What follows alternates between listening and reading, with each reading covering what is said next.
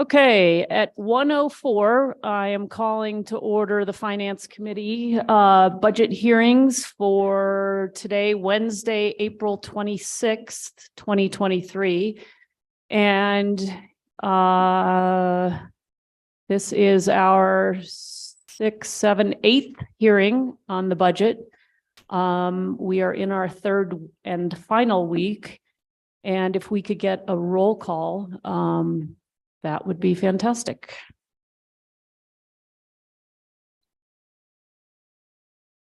Certainly, Madam Chair. Councillor Cassett. Here. Councillor Lindell. Councillor Rivera. Here. Councillor Villarreal. Present. Councillor Romero-Worth. I am here. Madam Chair, you have a quorum. Okay. We need to approve the agenda. We have 1, 2, 3 items on our agenda today, and I assume there are no changes from staff. No changes, Madam Chair. Okay, and if we could get a motion to approve the agenda. Second. We have a motion and a second to approve the agenda. All those in favor, aye. Aye. Anybody opposed? That motion passes. All right, so as everybody knows, we have a hard stop this afternoon at 4 o'clock. That is to allow an hour break between these hearings and the start of our regular governing body / city council meeting tonight, which starts at 5. So 2, 3, 4. So we've got about 3 hours. And we'll just try to, get through all of these in that time. So that tomorrow we can do the overall approval of the budget and any consideration of amendments. And again, amendments need to be submitted to the Legislative Services Office so that they can be drafted in time for that hearing. And so with that, today, the first budget up is the city clerk. And I want to say welcome to you and your team. And what I've been asking, you definitely want to be talking into the mic because as your office is probably well aware, if you're not talking into the mic, people on Zoom and live stream cannot hear you. The other thing I have been advised in the course of this 3 weeks is if you talk roughly a fist away from the microphone, that is often best in terms of picking up your voice and not creating any feedback. So just passing along some of our pearls of wisdom that we've collected over the last few weeks. And then I would just also say that if you can, Madam City Clerk, introduce your team, and then as your team is maybe called on to answer questions or make a presentation, if they could just repeat their name and title, that would be helpful. We up here are very familiar with your office, but those who may be watching live stream or on Zoom may not know who you are. And so I think this has been a wonderful opportunity for those that are watching to put a name with a face and to get a better understanding of the depth and breadth of city government and all the fabulous people who work here. So with that, I think we're ready to get under. Again. Oh, we will. Madam Chair, before you conclude your opening remarks, Yes. I just wanted to comment quickly on amendments. There are some that are being drafted, and I just wanted to make sure that everyone on the committee is aware that if you want to be added as a co-sponsor, we need you to submit a legislative request so that we have documentation. So I know that that's happening, and just wanted to share that the process to be added as a co-sponsor is to indicate that through a legislative request. Right, and that form, when you if you are the one who is originating the idea for the amendment, that form doesn't ask you for co-sponsors. So that's why if you are co-sponsoring an amendment, you also need to submit the form. So it's clear to staff who's sponsoring the amendment that's being proposed. Okay, so without further ado, Madam City Clerk, welcome and thank you. Awesome. Thank you so much, Madam Chair and members of the Finance Committee. I would like to just start with a brief introduction of my team and a quick overview of our department, and I'll kind of be bouncing back and forth between our PowerPoint and some additional information that I've provided today. So as many of you know, I'm Christine Bustos Mahalsik. I'm the Director of Community Engagement and the City Clerk. Today I'm joined by our Assistant City Clerk, Geraldine Cardenas, our Constituent Services Manager, and our former Administrative Manager, Isabella Sharp, and our Communication Manager, Michaela Biggins. The Community Engagement Department is really the public-facing front door for city government, and that's been our goal for a few years now. We're connecting city government to our constituents by serving as a central hub for getting information and data. In this department, constituents can get answers to their questions, find updates on city programs and projects, and find out about government business, examine records from the past, and offer input towards our city's future. Our department provides functions, provides the following functions, the City Clerk's Office, our Community Engagement Department, which is our communication and constituent services, special events, and we also have the Public Defender's Office. You just want to note that with this new department, we're definitely doing things that have never been done before. I often joke that we're building the airplane while we're flying it, which means that our department goes back to the drawing board a lot. We move forward, we take side steps, we evaluate, and we re-evaluate a lot of things. The department that we've created touches all departments across the city and has been focused almost entirely on standardizing processes, creating cohesive messaging, and breaking down silos to create a unified city government. I'm proud to say that we now support the entire city internally and externally in some way, shape, or form. And we are growing daily. We kind of opened the fire hydrant and it is full force right now. But I could not be more proud of the data and the progress we're seeing. So with that, I kind of move into our slides. I'll give a quick broad overview and then we'll go into some department highlights and budget information. So again, when you look at our department through constituent services, we maintain the main phone line for the city as well as the phone line for many departments, including streets, graffiti hotline, animal services, mayor's office, city manager's office, and we also oversee all constituent concerns and manage the central report and request online tool. We also now have satellite hours at 4 locations across the city. We're going to community events and we're starting volunteer coordination and outreach in our department and in our districts. Our communication team is responsible for providing communication to our residents through email distributions, press releases, social media, government TV channel advertising, and of course, the new city website. The communication team develops outreach materials for all departments and creates information outreach plans for daily operations, programs, and focused initiatives. I really want to emphasize that this new team has been in place less than 3 months, and the synergy that we're seeing has just really been astronomical. As a great example, previously our graphics would design a graphic flyer. Now we create the flyer, we create the event most of the time. The email that's associated with it, the social media post, we post it on our website. And then our constituent services team takes it to the satellite office hours and shares it with our constituents. So just wanted to give a quick example of the full circle that we're seeing through this synergy. We really have become a one-stop shop, and I'll even note that now special events are on your calendars, which is a nice and fun fact. And again, just kind of emphasizing the ways that our department is starting to function. As many of you know, the city clerk's office provides information regarding key services and functions to the city. We definitely enhance the integrity and transparency of city government by maintaining, preserving, and posting online records, agendas, packets, legislation. We also administer the public campaign financing program, and we work in close coordination with the county clerk for the local election act. We also process all liquor licenses for the city of Santa Fe through the clerk's office, and the mailroom handles postage, printing, and duplication for almost all of the city of Santa Fe.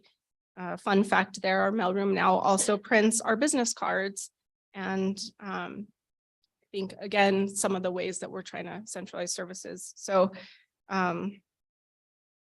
I will kind of jump through this to a few of the highlights that were mentioned both in our PowerPoint, but also that I wanted to talk about. We launched the new city website and created a web content specialist position. I want to note that since we launched our new website, we've had over 1 million views. I know there was some question over traffic. We are seeing it. We're absolutely seeing it on our new website. 1 million views, I think, is something to be really proud of. And we're at almost 900,000 unique views, which is really great. We launched and completed the shopping cart pilot project. I know we're probably going to have questions on that later, which also included an introduction of legislation, again, postponed indefinite legislation, drafting an RFP, and eventually hiring a contractor based all on data when we were seeing an increase in shopping carts. We completed a language accessibility study and we're now moving towards implementation of the project. We worked on a community engagement standardization document. We've been meeting with departments to finalize the guide and eventually roll it out to all departments. We've done a review of our entire record center, which is over 5,000 boxes, and we've identified that at least 2,600 of those are past their date of destruction. And our last destruction was over 15 years ago. So just again, fun highlights that I'm bringing to y'all. We also launched a city Instagram. So when I look at our highlights, and again, I'm kind of moving back and forth between our PowerPoint presentation and just additional facts, you know, we haven't stopped there. We're launching an online election portal soon. We're working on the overhaul of the election code and public campaign finance code. We're adopting a new record retention schedule. We're transitioning all records to an electronic system and database. We restructured constituent services, as I mentioned, less than 3 months ago. And most recently, we just hired a constituent services manager, which has been in place about 4 weeks.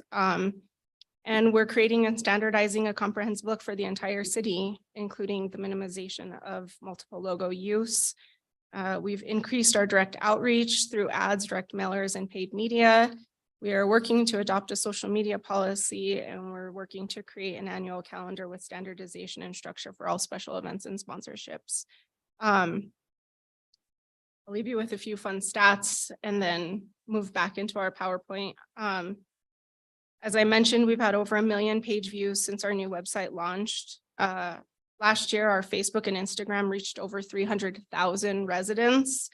We currently have 14,397 followers. So if anyone's not following us on Facebook, if you could please go follow us, we'll hit that 14,000 mark, 14,500 mark.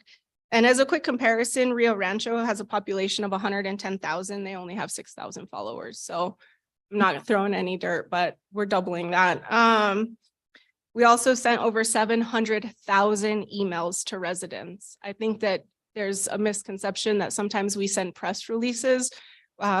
Media is a distribution, but we have direct distributions to all of our districts to specific subjects and areas of interest. And what's really neat is we have an open rate of 48%.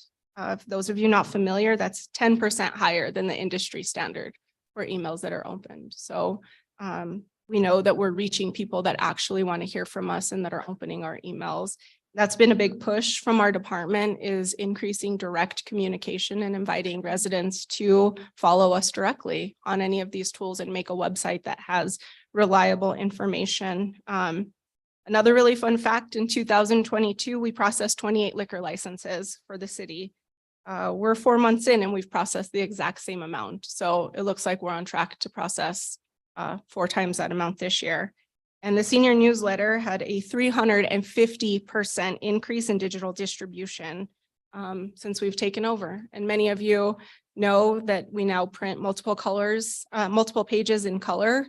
We've increased font sizes, and we've been working closely with the senior division on their newsletter and making that something that we're really proud of for our community. We now generate QR codes for many of our items to track campaigns, see how things are working and where we need to fix that. And just a really fun fact, the teen night, the first night they had a teen night at GCC. They they weren't working with us yet, and they had less than 50 participants. Now we're getting them over 250 teens per teen night, which is amazing. And we're seeing the interest. I don't know if any of you follow us on Facebook, but the teen night post last week had over 80 shares. That's amazing. So I really just wanted to give a deeper dive into some of the highlights and the facts and the data that we're pushing out every day through our department, because it's something that I'm beyond proud of.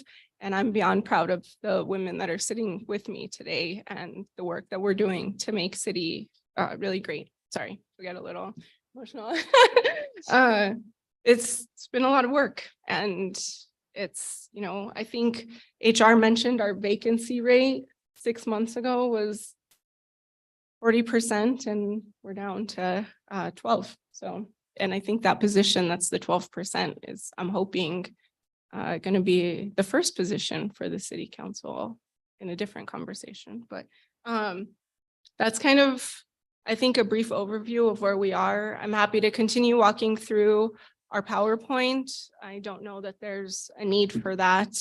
A lot of our budget spending is pretty self-explanatory, but I'm happy to dive deeper into any of it. And obviously my team is here as well to answer any questions that you might have for us. So, Madam Chair, if you want me to keep going, I'm happy to, but I'm also. Okay, and so do you want to take, so what we've been doing is we could, I guess, are you okay answering questions for the clerk's office or constituent services or the public defender? I don't know that we have anybody here from there, but. We don't have anyone from the public defender's office. However, we do have information about the budget that's been requested for that office, and I'm happy to answer any questions, and of course also defer to any of the individuals up here today. Okay, maybe what we'll do is if we have questions related to the public defender, we can, if you don't have the answers, we can request that we get those. If you feel like you've gone over both the clerk's office and constituent services, you know, I'm happy to go to questions, but I think if there's other things you want to point us to, that's fine too. I'm happy to. Madam Chair, I feel like I gave a pretty comprehensive Okay. Overview, and I think that a lot of the items in our budget are probably going to come up through questions. Okay. Or have been touched on through some of our highlights and where we're requesting funding and where we're kind of moving the city. So I'm happy to move To questions. Yeah. Great. All right. Questions from the committee. Councillor Cassett. Thank you so much, Madam Chair, and thank you all for being here and for really giving those numbers. Those are really impressive. And I'm really happy to see the variety of mediums that you are communicating through. I think that it's really helpful, and to try to get that breadth of individuals is wonderful. So thanks so much. I really do appreciate it. Just a couple questions. Excuse me. The allergies kicked up again, so my voice will be gone by the end of the governing body tonight. It'll be a great time. The 70,000 for Spanish translation, is that translation and interpretation or just translation? Madam Chair, Councillor Cassett, that's for both. That's for translating documents for the entire city. As I kind of mentioned, we're now working in strides. So as we're going through the website, we're identifying documents that need to be translated.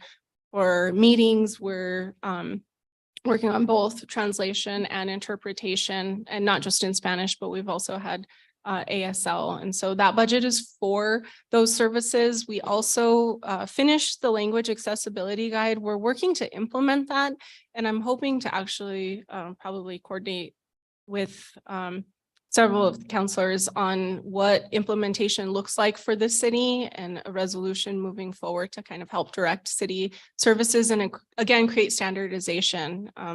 So much of, I think, what my whole team does is try to find that standardization. So we see where some departments are doing really well at something and some departments haven't quite started. And so we're trying to balance that field, make sure that we give them resources and then we have those, but that does cover both. And I think in this next year, we'll really start to see a unified, expectation, if you will, of what we're providing. Wonderful. The accessibility study was my next question. So thank you. And I do look forward to moving forward with that. In terms of interpretation, what does that look like? So a governing body, are we having interpretation? Is it through the Zoom channels? Can you lay out how somebody who's a Spanish speaker, because it's just Spanish at this point, would be able to access that? Absolutely. So right now we are working with departments. Like if land use had somebody that they had a request for Spanish or ASL, then they coordinate with us so that we make sure we're addressing it at governing body. We're not quite at the point where it's going to become, we're still working through, I think, what that looks like for us at governing body, in part because the duration of our meetings, we're required to have 2 translators in person and 2 translators on Zoom. So right now, because of the online portion, translators can only translate for 2 hours before they have to switch out for interpretation, excuse me. Very good, And thank so, so we're working through some of those logistical areas and what that looks like for us at governing body, but we're also currently exploring items like having an on-call phone contract so that if someone calls into a city department, there are services that we're exploring where if you don't have someone that speaks Spanish in your department, you can transfer them to constituent services. We'll actually have someone live on the line that would be able to translate and work through with us. So those are some of the areas that we're working to kind of bring the interpretation, but as far as at governing body right now, it's primarily through the need. So if someone needs that information, they contact us. I think if I may, Counselor, one more item I just want to note for translation that we're navigating through the communication side also is that as we're translating information, we also want to make sure that we have staff or information available. It's great to have a flyer in Spanish. It's not that great if someone shows up and that was the only piece of information that they had in Spanish and no one is there to also translate. So we're, again, kind of quickly trying to connect dots and see what that looks like for us as a city in totality. And not, right now we rely heavily on employees that speak Spanish for outside of governing body meetings. And again, we're hoping to bolster some contracts and see how we can work with that. Yeah, that definitely is a challenge if we don't have as many bilingual staff to actually be there. Excuse me. I know in the healthcare field, there are, Spanish courses that are targeted at healthcare workers. So it really, they're not learning the entire language, but they're really looking at the phrases, the words, the types of conversations that one would expect to have within that setting. Is there anything, we do so much, but is there anything similar? Have we looked at kind of how we might help bolster at least some basic Spanish for staff throughout the city? Madam Chair, Councilor Cassett, not that I'm aware of, but I do know that HR has been working with staff to get bilingual pay, to get testing for employees that are bilingual or interested in taking bilingual classes or, kind of getting them to the level to where they would qualify for bilingual pay. So I think it's something that we're definitely aware of as a city.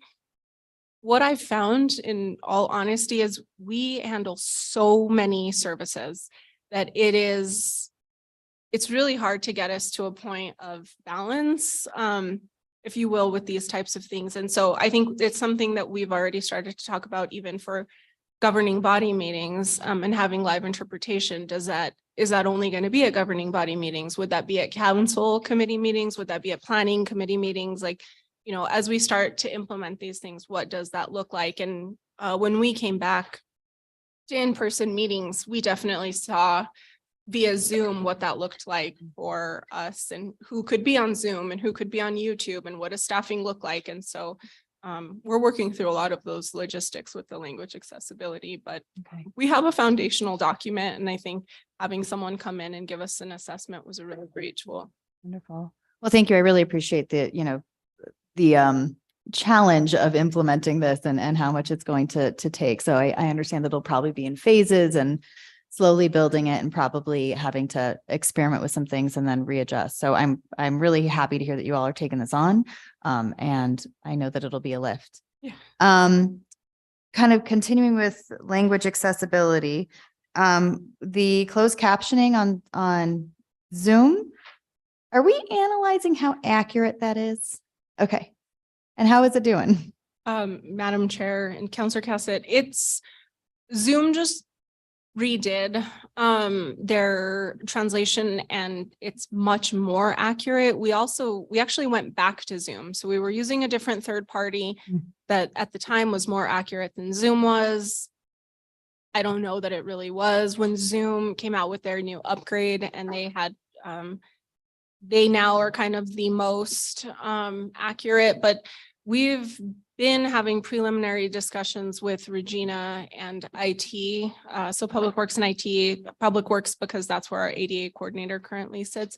And we're starting to explore other options for interpretation or live translation, excuse me, during the meetings. But I think one thing that we really are realizing is when you look at the duration of our meetings and the types of speakers and presentations,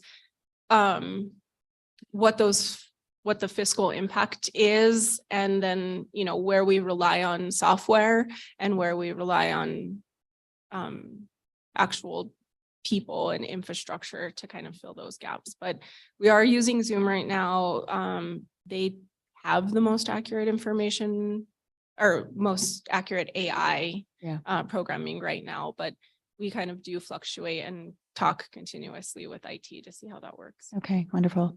As a side note, my favorite mistake on closed captioning was when I was called Counselor Sarcastic Sanchez. And I was like, I mean, accurate, I'll take it. So sometimes we miss those fun mistakes. So I know my time's running low. So I do want to get to that council liaison position. As it is one that I know that we have discussed in the past that I know I'm really eager to fill. And one of the challenges that you've run into is there's 8 of us with different ideas about what this position should fill. I would really like to see this position filled ASAP. And I'm happy, you know, I've mentioned that I'm happy to have a resolution where we can battle out that job description amongst ourselves or whatever helps you to feel more comfortable hiring that position. So just some more information on where we are with that. Absolutely. Madam Chair, Counselor Cassett, you know, I'm actually hopeful. I think we've had a bit of a timing situation where we had those discussions about filling this position. I think more recently, we just passed legislation that gave the council the authority to hire the position. And so it was my understanding that we would work to move that position into one of the 8 positions that would then be filled by the council or counselors, and that this position would potentially be kind of like the pilot position for the council.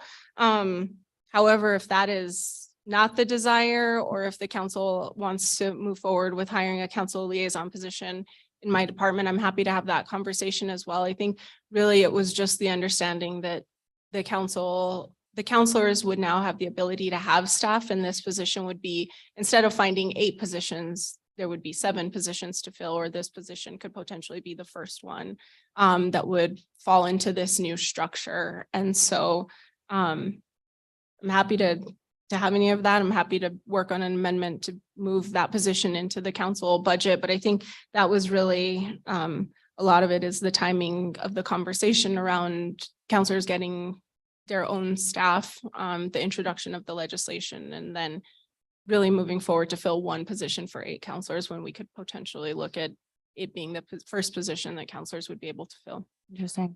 Yeah, it sounds like this is going to be a longer conversation, so we probably wouldn't want to make I don't think I would want to make the move right now because I want to think about this a little bit more. I know that whenever we get involved with a constituent complaint or constituent request, it elevates it. It makes it a bit more of a process. And so I was thinking about how that position could potentially help with that. But of course, I do think we need to figure out a way for the 8 of us to converse about this and really decide on what that looks like.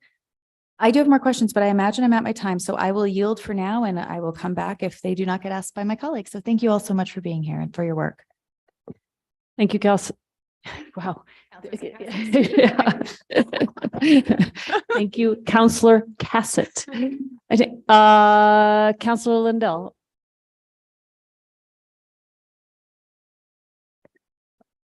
Thank you, Chair. Thank you for all being here today. I just have a few questions also, following up on Counselor Cassett. Please say again, you have 3 vacant positions right now. What are they? Madam Chair, Counselor Lindell, we have the council liaison position, the neighborhood engagement / senior advisor position that's going to the mayor's office, the communication director position that's going to the city manager's office, and then we also have the administrative manager position that's currently posted and being advertised. So you actually have 4, not 3.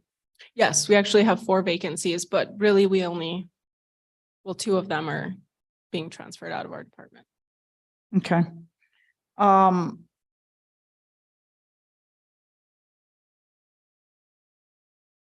Did we at one point in time having a budget and pass to purchase new software for constituent services?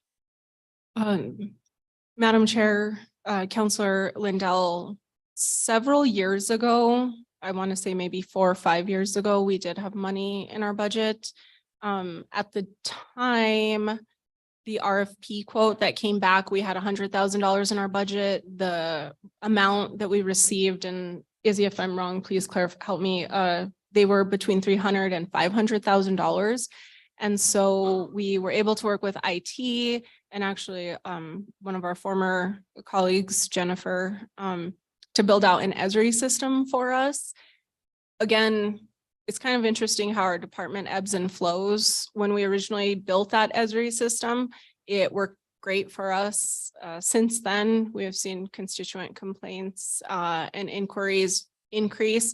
And so I really do believe we've outgrown our system. I think we all probably agree to that. Izzy probably more than anybody else. So we are looking at what that would be. And as I mentioned in email, I believe to the governing body yesterday or the day before, we're working with IT. We're going to go meet with Esri to see if they have different functionalities, if there's different things we can do to our system. And then I might be bringing forward a recommendation next year in the budget for a new CRM system, but. Well, on the amendment that I see that's going to be coming forward, I do see on it community engagement, constituent services coming out of general fund, a customer relationship management system with a budget of 400,000. I would ask and beg that if that money comes forward, that becomes a top level priority. I think that handling the number of calls that you have is a very, very, very steep slope.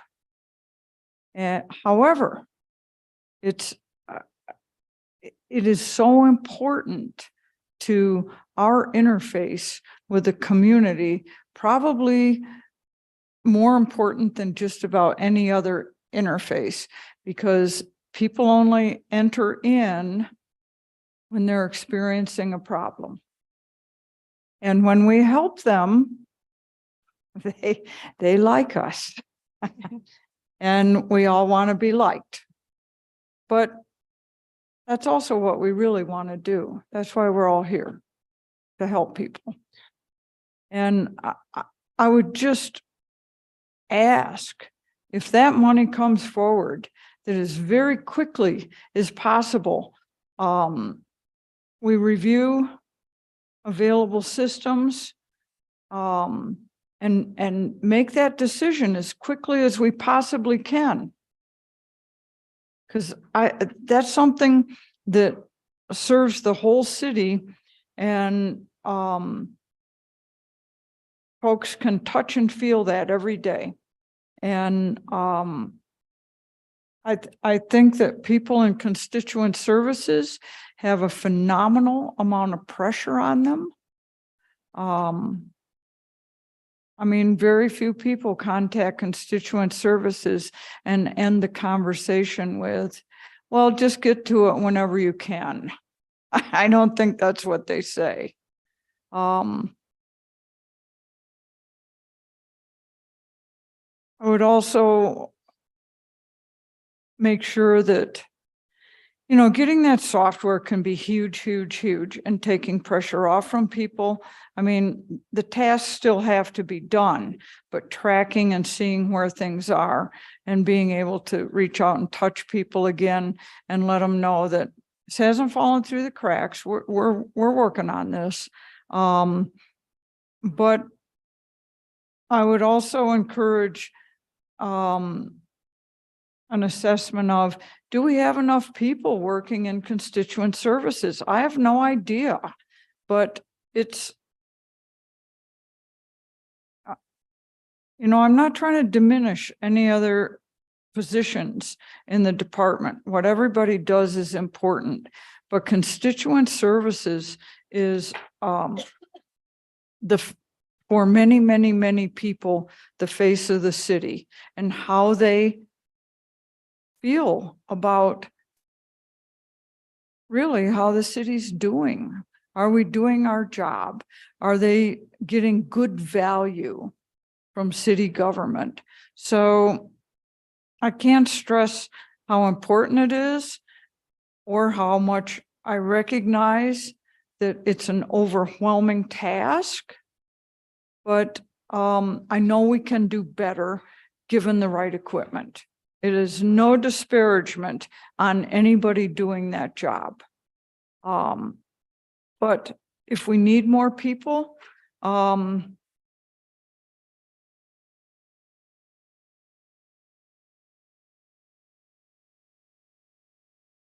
think that that's a really important place. And I have no idea how that stacks up with what your department needs personnel wise for other positions. But I know that that is absolutely the face of the city for tens of thousands of people. And it drives how they feel about us. So I can't really stress it enough. And I'm more than happy to be as helpful as I can be if there's a review of different software and what might work, what wouldn't work. Needless to say, I have a little experience with constituent services. I have a lot of emails all the time. So another thing I wanted to bring up and ask about was why is the $100,000 of chart in your budget?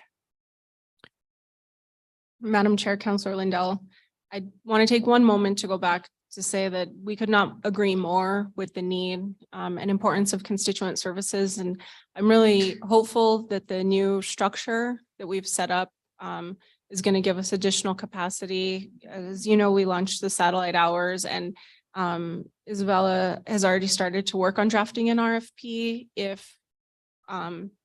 If we are to get funding in the amount of $400,000, we would absolutely make that a priority in constituent services. Definitely. So there's already been work done to that. But I'll just move on to the 100,000 in chart. You know, I think the funding for chart has traditionally been in my department.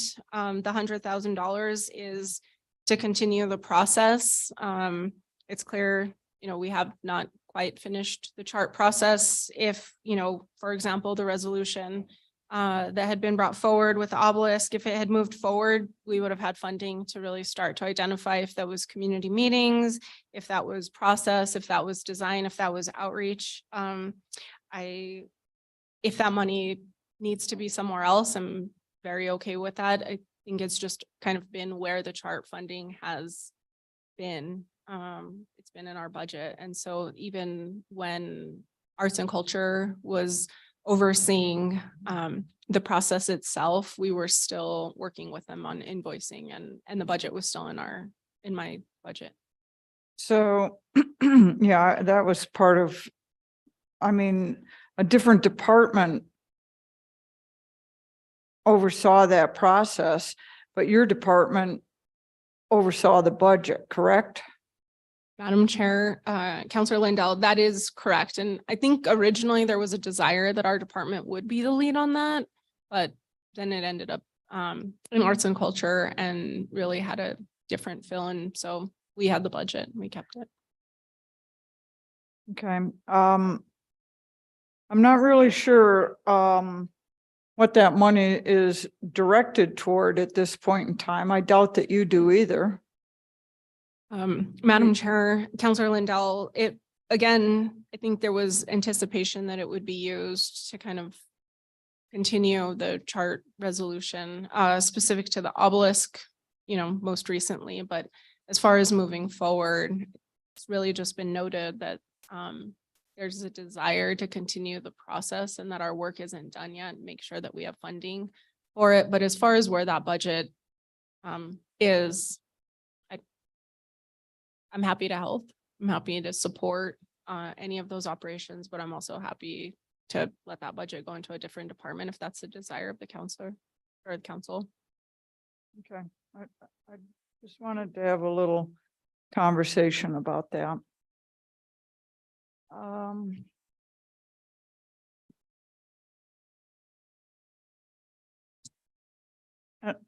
Just one more comment on that. I'm not sure what the future for that looks like, in as much as it was being directed from arts and culture. And at this point in time, that department has an acting director and not a director, and a new director would probably need some time. So we'll see what happens with that. I'm gonna yield for now, Chair. I think I had my 5 minutes. Thank you.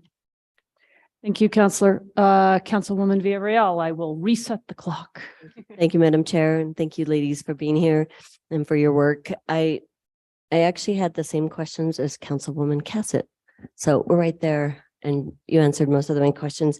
And just to follow up with the language accessibility study and then how it relates to departments, did we identify where and what departments there's maybe gaps in ability for interpretation or support for folks that are Spanish speaking or need of ASL? Did you look at that holistically, so then we can start maybe moving forward with having people have that skill in each department, especially those that are high touch points with the public?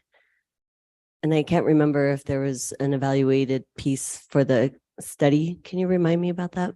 Absolutely, Madam Chair, Councilwoman Villarreal. There was, we worked with a third party so that we had unbiased perspective on what we were doing well. They kind of did some cold calls. They navigated the website. They did a lot of research, into how each department was handling those. And so I apologize, I didn't bring a copy of that, but we do have a table that kind of ranks how we did in those areas. And what we found is that the city's actually extremely creative and really great at getting people information. So a lot of our departments, utilities, land use, business licensing, was able to provide service on the interpretation either with staff or using somebody in City Hall or a person they know that could relay the information. And then what we've done since then is through work with the communication team, we've helped offset that with materials as well. So we translated documents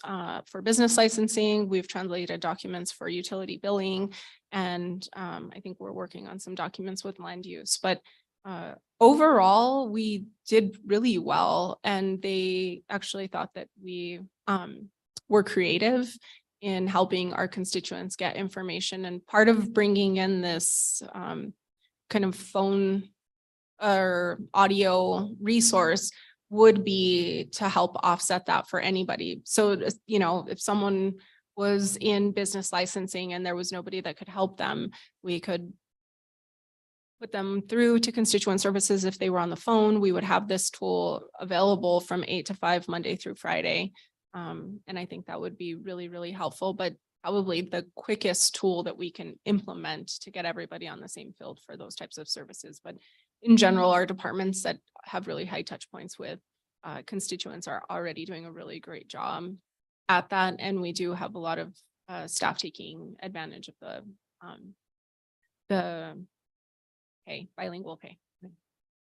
I think it should be a goal, you know, and city manager should think about how this connects, because I think the on-call is a short-term solution. It's not ideal. It's probably not super efficient. People waiting for somebody to help them to have a Spanish speaker. So I think that it would be good to just really dig into departments and prioritize and getting staff that actually are bilingual, like making sure those that are interacting with the public are, that we prioritize getting staff in there.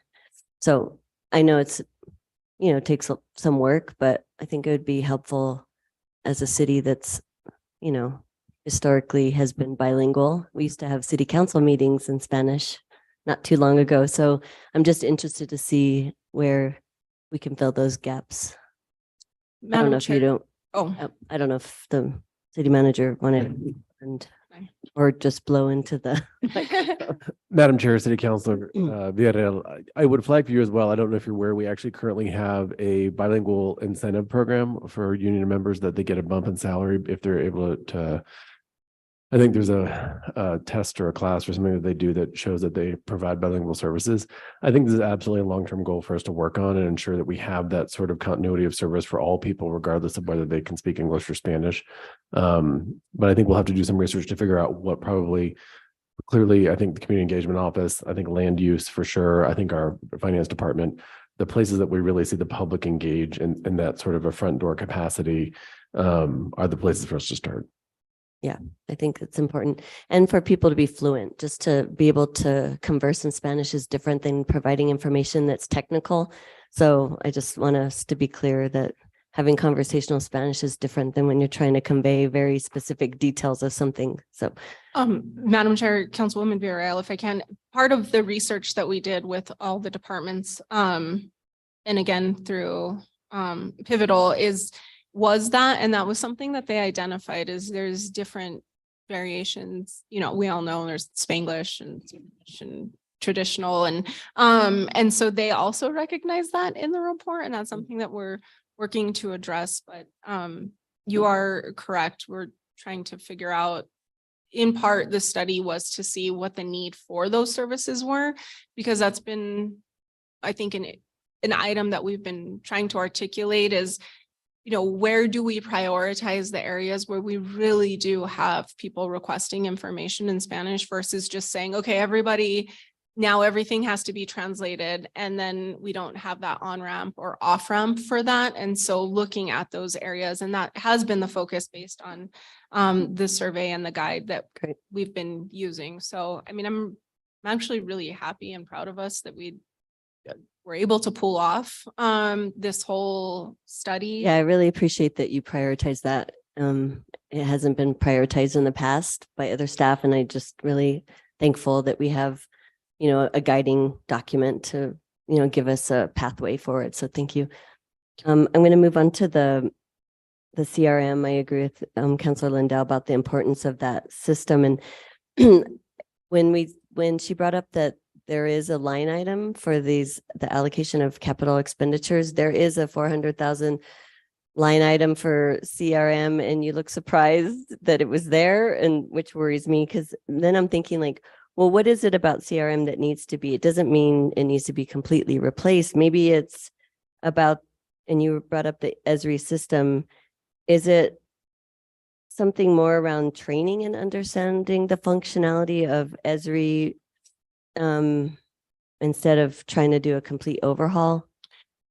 Madam Chair, Councilwoman Villarreal, at this point, we are looking at a full overhaul. I think the desire with Esri was, again, to help give us some tools and added resources to kind of keep the system going. We've made modifications for that, but I will note that the sheer volume that we see now is both amazing, because that tells us that people are using the system.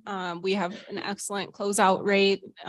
Isabella has additional stats, but our teams, our field staff teams are closing out high volumes of CRMs on a weekly and monthly basis. So at this point, we really have recognized that our CRM system has been very good to us. It's allowed us to track data. It's allowed us to see these growth increases. It's allowed I think our department and every other department to have resources for specific items and articulate, when homelessness is what that impact is on our community, where we're getting calls. The shopping carts is another great example of where we've used the data from that. But at this point, we're getting to the end of the line where we can keep adding these patches with our current system. And so the 400,000 I'm just really excited about. I wouldn't say that it was surprised. It's exciting for us to know that we've really used this tool so well, and we've promoted it, and we have so many people using it that we've outgrown it, and we need something newer, better, faster, more amazing. And so I think it's just really exciting. I know Izzy had already started drafting an RFP, just hoping so that she could be ready to roll. And we've outgrown what we have. 1,600 CRMs is a high number. Well, I hope that IT is part of that conversation and understanding what we have and what we can move forward with that makes sense. It's, maybe there isn't a need for overhaul. I'm just saying there's possibilities, and hopefully staff will be able to, and IT will be able to assist with that. Yes, IT will absolutely be part of the process and has been part of the discussion from the onset. So we're very aware of working with them and the importance of looping in IT to make sure that our systems are communicating. Just as a quick background, we really are the hub. And so Izzy is usually in other systems, transferring work orders out to what Parks is using, to what land use is using. And so the need for all of the systems to talk to each other is actually, number one priority. And I will put a plug. There is a need for the police department to also have a CRM-ish kind of structure for community complaints. Right now, they use a PDF that's inaccessible. People can't fill it out. It's very much giving the message that people cannot, they don't want to know if there's a complaint against any of our officers, or if there's a situation they want to know. So it would be good to have that CRM or whatever the structure is also feed into their department for that same kind of purpose.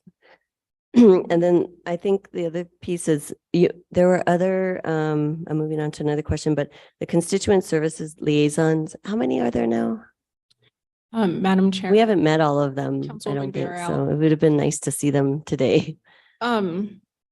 We have now we have a different structure. So we have the constituent services manager, which is Isabella Sharp, and she is here today. And then we have 4 staff that are reporting to Isabella.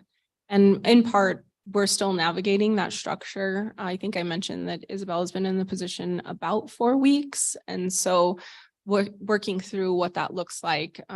Similarly, in the communication side, we have a communication manager now, and have a team of communication individuals that are working in that capacity, but that team's been in place for about 3 months. So we hope to see that kind of evolve. And I think there's a lot of room for growth. We recognize the need to expand that department. And so that's kind of what led to this structure. Thank you. Yeah, I think it would be good for us to know the best pathway. Because, Daniel Diaz was some of our go-to person, and then that would filled out. And I understand you're trying to do it differently. So maybe you can communicate with us about the best way, and just so that we're more efficient. And speaking of the comms team, we had the question yesterday about coordination with your comms team and how they will coordinate or interact with the soon-to-be communications director that's being moved to the city manager's office. So can you just speak a little bit more about that? Yeah, absolutely. So this is the position that's been held previously by like Dave Herndon and Matt Ross. I think there's absolutely a need to have a position that's kind of fielding all media and really that press funnel. And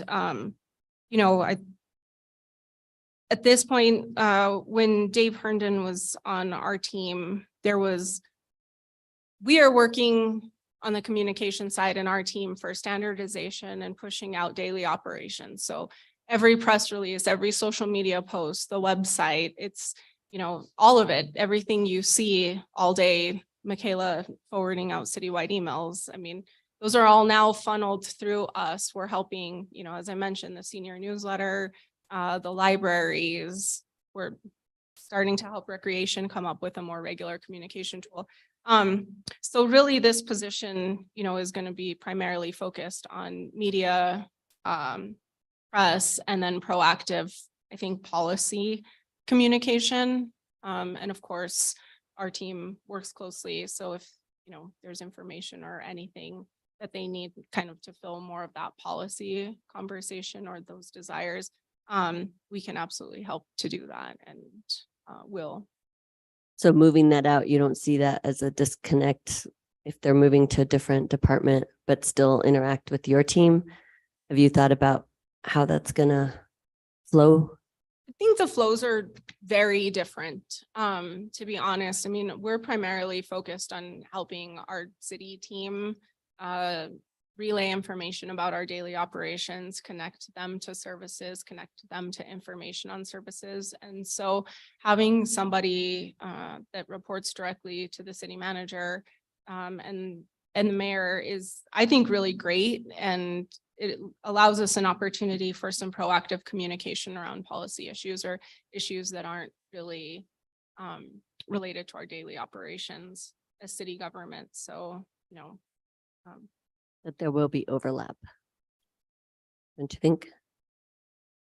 I don't think that there, Madam Chair, sorry, Councilwoman Villarreal, the way the structure has been previously, when the position has been filled, there has been some minor coordination, but in general, even under the structure that we have with the communication manager, the kind of press secretary, communication director has always been separate on that structure. And so having it in a different location, I don't think is an issue at all. I actually think that it'll be helpful for the city manager to have somebody that's really able to proactively communicate with the media and really push out kind of the larger policy information. And I'm happy, I don't know if the city manager wants to add to that at all, but as it works right now, I coordinate all of the media and it's very incoming. So, I get a request, I get information, I get it back to them. And ideally someone would be offering up additional information, reminding the media of things that we've worked on or ways that we have policies or initiatives kind of working towards that article or whatever they're going on. So I think that it's going to be a huge benefit to the community to have a different voice on that. And, we've worked in that structure already and found that we don't have a lot of overlap with the media side of things. Thank you. I have other questions, but I'm going to yield the floor for now to move us along. Thank you. We can come back around. Councilor Rivera. Thank you, Madam Chair. Thank you for the information and the budget. Just I'm curious as to how the communication piece works now with Ms. Beggins, Deputy Chief Valdez, Greg Goudelet, I guess, who's in the city attorney's office now. So how do you guys coordinate that currently? Madam Chair, Councilor Rivera. So right now, Greg is focused primarily on IPRAs. He's no longer actually doing any PIO work. There was a temporary transfer from him to our team. And then he transferred to the attorney's office to become part of the IPRA team. As far as communication with the police department, they really handle the majority of their information, and unless there's something that's crossing kind of our department or other areas, then we assist with that. But really the police department handles the majority of their outreach, and then we handle ours. But does the press ever call you for something and then call Chief Valdez right after to see if the message is the same? Madam Chair, Councilor Rivera, probably, but we communicate really well. So I have a great relationship with Chief Joy and Deputy Chief Valdez, and Deputy Chief Champlin, and also Director Ochoa. So usually if there's something that I'm being called about, we're already coordinating about the topic, or we're doing a referral back and forth. So when it comes to media, that really has kind of been a role that, as it ebbs and flows, because I think we had Matt Ross and then we didn't have Matt Ross, and I stepped in, and then we had Lillian. And so I've kind of kept that piece, and it doesn't really go into the side of our overall communication, outreach, direct communication with constituents. Ms. Sharp, what kind of statistics do you keep on the CRM system and the types of complaints that you get besides overall numbers? Madam Chair and Councilor Rivera, to introduce myself again, I'm Isabella Sharp and I am the new Constituent Services Manager. Thank you for your question. In regards to the statistics that I have within the CRM system, I work directly with different department directors and with staff on a weekly and bi-weekly basis. We do a biannual shutdown of the CRM system where we go in and we review what type of work orders we're receiving, where are they being processed, what are constituents processing in our system, how can we make the system more user-friendly. I will use shopping carts for an example. So we had shopping carts under the other category, and we saw a huge increase in the desire for constituents that were filing shopping carts. So we built out a whole system within the CRM itself and asked specific questions. So now constituents have a way to formally file shopping carts properly, rather than just filing it under other and other. So we are constantly looking at different ways to make improvement within the CRM system. The numbers come based out of the different categories and subcategories that we have. So I'm happy to provide you with any type of data or statistics specific to something that you're looking for.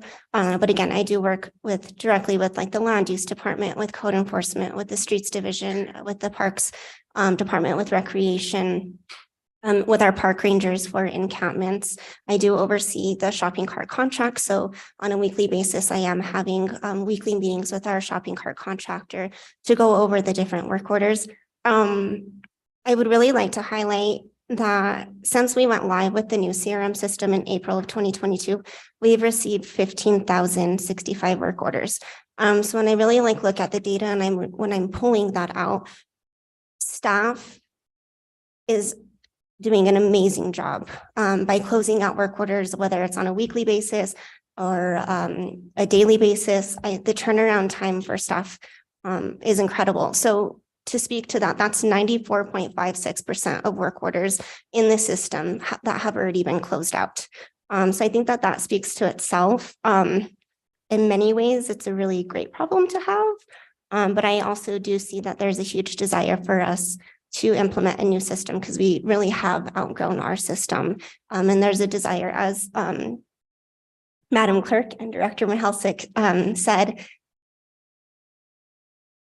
there's many cases where I'm processing work orders and I'm processing them in our system, but then I'm also generating them in a different system to accommodate other staff members. So I use InterGov, excuse me, I use InterGov. The Parks Department uses a different system. I know that the Streets Division was looking at a different system.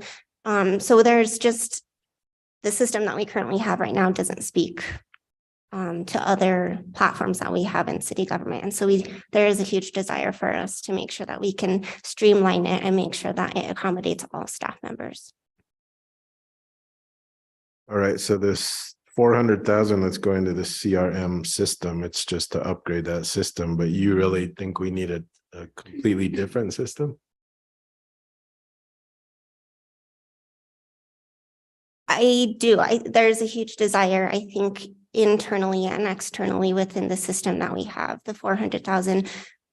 When we did review and had an RFP before, we only had $100,000 in our budget, and everything that we needed where we, went clear across the board with all the departments and all of the needs. And again, working with IT, to implement something, there's a huge desire for so much more to go into the system and accommodate different staff's desires and their needs and what they need and what the data and the statistics and the numbers that they need to show for themselves. And so I think there's a huge desire for us to implement a brand new system where we can be able to have that data. To Councilwoman Villarreal's point, their PD doesn't have a system for us to accurately track those. And so, when I'm being asked to generate some type of data for them, it's, I'm having to go through and process all of these work orders to try and accommodate and filter through that type of data. So I think there is a huge desire within community engagement and constituent services, not internally, but also externally for the community to have a system that talks differently and where we're able to filter through that data. And the numbers speak for itself with that request. Yeah, that makes a lot of sense. Thank you. Back to the statistics. If we wanted information on our own districts, the amount of calls and the turnover time, are you able to generate that fairly quickly? I am. And I do want to also highlight that I am working with IT right now on building out a new platform specific to the elected officials. There was like a weird, transition.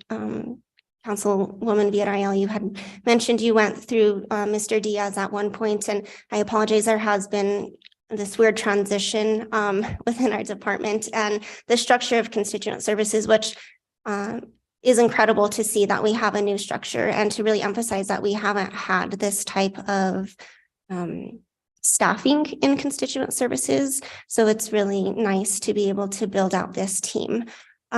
So yes, I am working on a platform. I do already track it on my side where I can pull that data and I can pull an Excel spreadsheet for us to review. If I know that at one point I would send weekly Excel spreadsheets to you all and would give you weekly updates if that's still a desire that you would like me to work on for you all on every Friday. I'm happy to implement that. But yes, if there's specific cases or data that you would like me to pull on your behalf, I absolutely can do that. I don't know if I would want anything on a weekly basis, but maybe like a quarterly basis. I don't want to. I think you have enough work to do without. Can you give it to us by the hour, every hour? I mean, I also just want to know. I think you're asking too much there, Counselor. My last comment was for the city manager. He's not here, but maybe Ms. Mihalcik or Mayor, you can pass it on. But back to the bilingual pay. So if we could just standardize, I think, across the city what the union personnel are getting. So I know PD has not only a speaking, but they have a writing and a reading portion to theirs.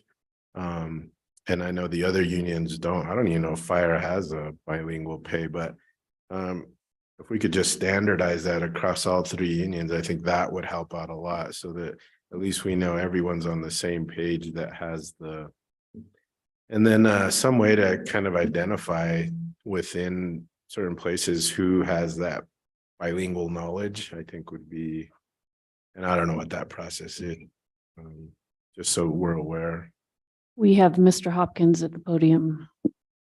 Madam Chair, Councilor Rivera, the problem is with standardizing anything like that is most of those are union contract dependent. So the unions may not agree to the same incentive bilingual pay in all their contracts. I mean, we could try for that, but of course it's a negotiation. So Yeah, I got it. And I'm not, saying we need to force it. I'm just saying we need to have that discussion, I think, with across all three unions to see if we can standardize. And clearly they have to agree to it and their employees do as well, but I will say, I know HR does try to standardize those whenever they can, just because it makes their lives so much easier. So they have quite an incentive to do that.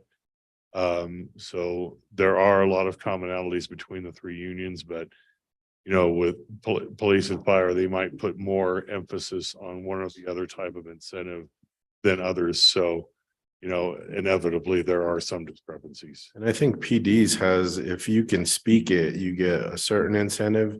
But if you can speak, read and write, then that is different as well. So Yeah. again, just something I think we should try to look at. That's all I had. Thank you, Madam Chair. Thank you. All right, I have a few questions and then I think we'll have time to go down the row again. It sounds like counselors had other questions from the first go down the row. So let's talk about shopping carts a little bit. So it's an opportunity to kind of catch up. Where are we? What's the strategy? What kind of volume are you all seeing? Give us a lay of the land. Yes, Madam Chair, I'll start and then I'll hand it over to Isabella Sharp. Quick history, we did the pilot project based on the number of CRMs we were seeing. It was the #1 complaint that we had for a while. We had great success with the pilot project, almost too much. We had to add some funding and extend the program. And ultimately where we ended up basically is we put out an RFP and we have a contractor on in community engagement right now that is handling our shopping carts. And then we've implemented some really neat new reporting with that contractor.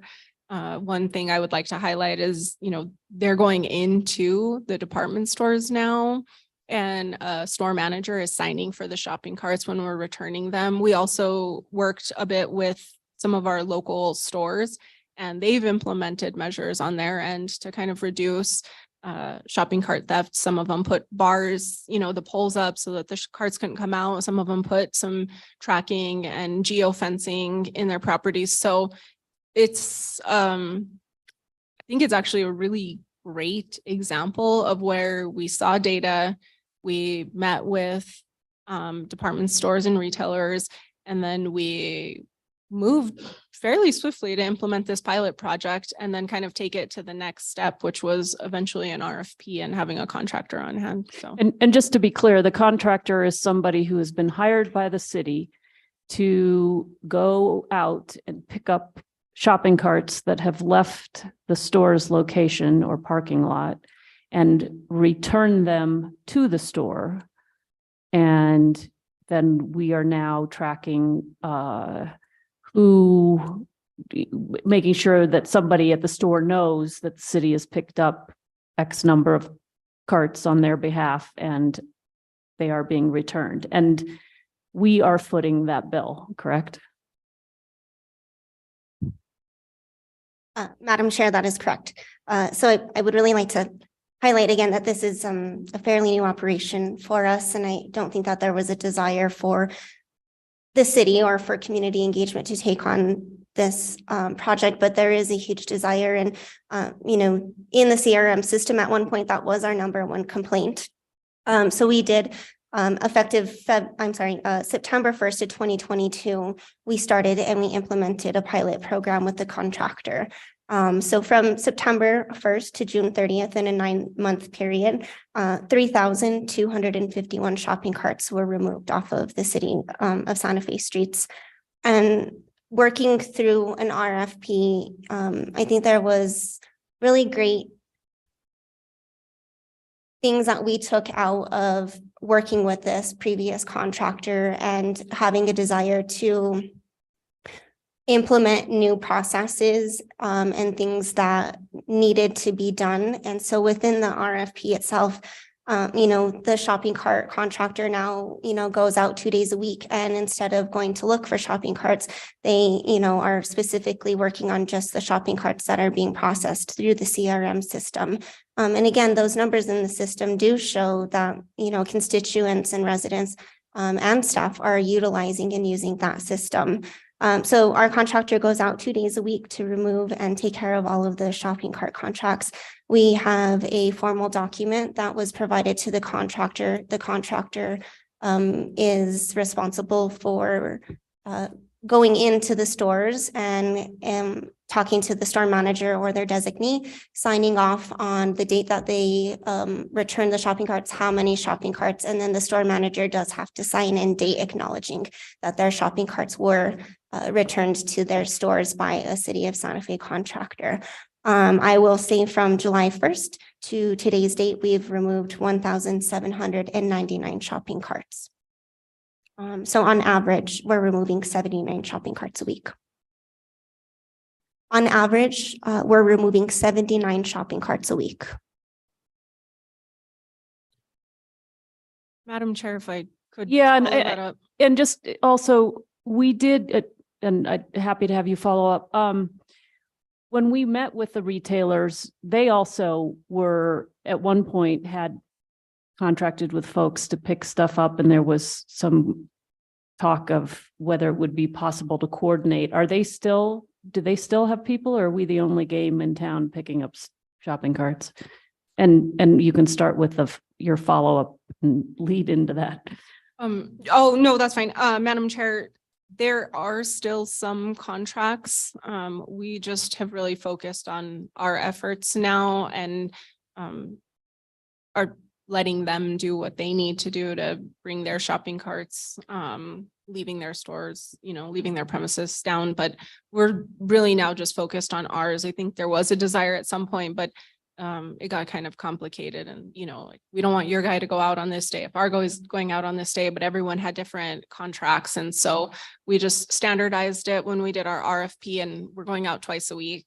And if they collect their shopping carts before, that's awesome. If not, we pick them up. I was just going to note that we, know that this is an issue nationwide, and we've actually been in communication with the city of Albuquerque, who more recently has been wondering kind of what we did, what our legislation was, what our process was, and we provided them a copy of our executed contract and some of our statistics on our end. So, Yeah, interesting. And are shopping carts valuable? How much does a shopping cart cost? Madam Chair, they appear to be very valuable, especially to the stores, and the price ranges from, I think, $250 to $500 per shopping cart, depending on the cart and the size, and any of the items on the shopping cart that, make it harder to remove from the premises. So that increases the cost of the shopping carts when they have geofencing mechanisms on them or locking wheels or any of those things. And Ms. Sharp, you said that it was the #1 CRM request, which is what caused us to create a pilot to pick them up and start tracking how many there were out there and whose carts they were. And that led to the legislation that was withdrawn so that we could give the retailers time to probably put some of their own policies in place to try to deal with this issue. Have you seen a reduction in the number of carts? I have not. And would you say that more loudly into the mic? I have not, sorry. Thank you. Yes. I just want to make sure everybody hears that. All right. So we're in the shopping cart business, retrieval business. Just a couple things real quick. Staff for the council. I said this yesterday, just so you all, in case you're not glued to these exciting hearings. I think the next step there is we do counselors, we need to figure out some way to figure out what it is we're looking for. There may be different counselors may have different ideas about what they want in a staff person, whether it's just purely administrative or whether there are, other types of help that they're seeking. We did have a little bit of a conversation yesterday about, this need for communication and the idea of bringing back the district newsletters and, kinds of the support that the council needs. So I think that's really the first step is we do need to understand better what it is we're looking for and maybe develop a job description. And maybe it's more than one job description. Maybe we have 2 or 3 types. And then individual counselors would work on trying to find people to support them. And then, of course, we've got to find money to hire those people. I did have a conversation recently with one of our county commissioners about how they structure. Each county commissioner has a staff person. They use them differently. I think they're an interesting model for us. And certainly their job description may be one thing that we look at for ideas. So just so you know, I think that's in the coming attractions. I don't know how long it'll take. Could be a year, could be, it also depends a lot, I think, on our revenues and finding the money to be able to support that and figuring out what it is exactly we need. So just want to comment on that. Also want to comment on the chart money. I have asked for an amendment to this budget to move that chart money out of your department in case you haven't heard about that yet. And moving it to the city manager's office. We'll be talking about that tomorrow, but I am working with other counselors on a resolution to create an Office of Equity and Inclusion. And I think that money could help support the work of a newly created office. I think the idea is to create it internally. So it wouldn't be a big add-on, but something that we can do in our existing structure. So coming attractions on that. I am interested, 2 more things. Let's see how my time is doing before we go back. All right. I'll ask one question and I'll wait for my next term. Can you just talk a little bit about satellite hours and how, talk about what that is and what you're doing and why? And I don't know that we've heard a lot about it. Little bit, but I think it's a great opportunity to understand better that concept, why you're doing it, what it does, what it means. So, Counselor, Madam Chair, I'll start and then Isabella can absolutely supplement any information. Satellite office hours are just one of the ways that Constituent Services desires to be proactive in the community. We traditionally were receiving concerns and complaints, and we really want to change this model and how the public perceives us. We also want to make sure that there's a resource in place in the community.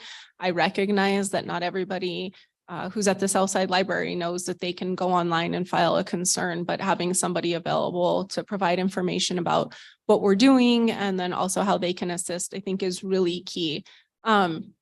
We've started to announce the satellite office hours. Again, I tend to try something, see how it works, and then we kind of move on from there. So we initially started the program with office hours in the afternoon, early evening at 4 locations we already have at the city.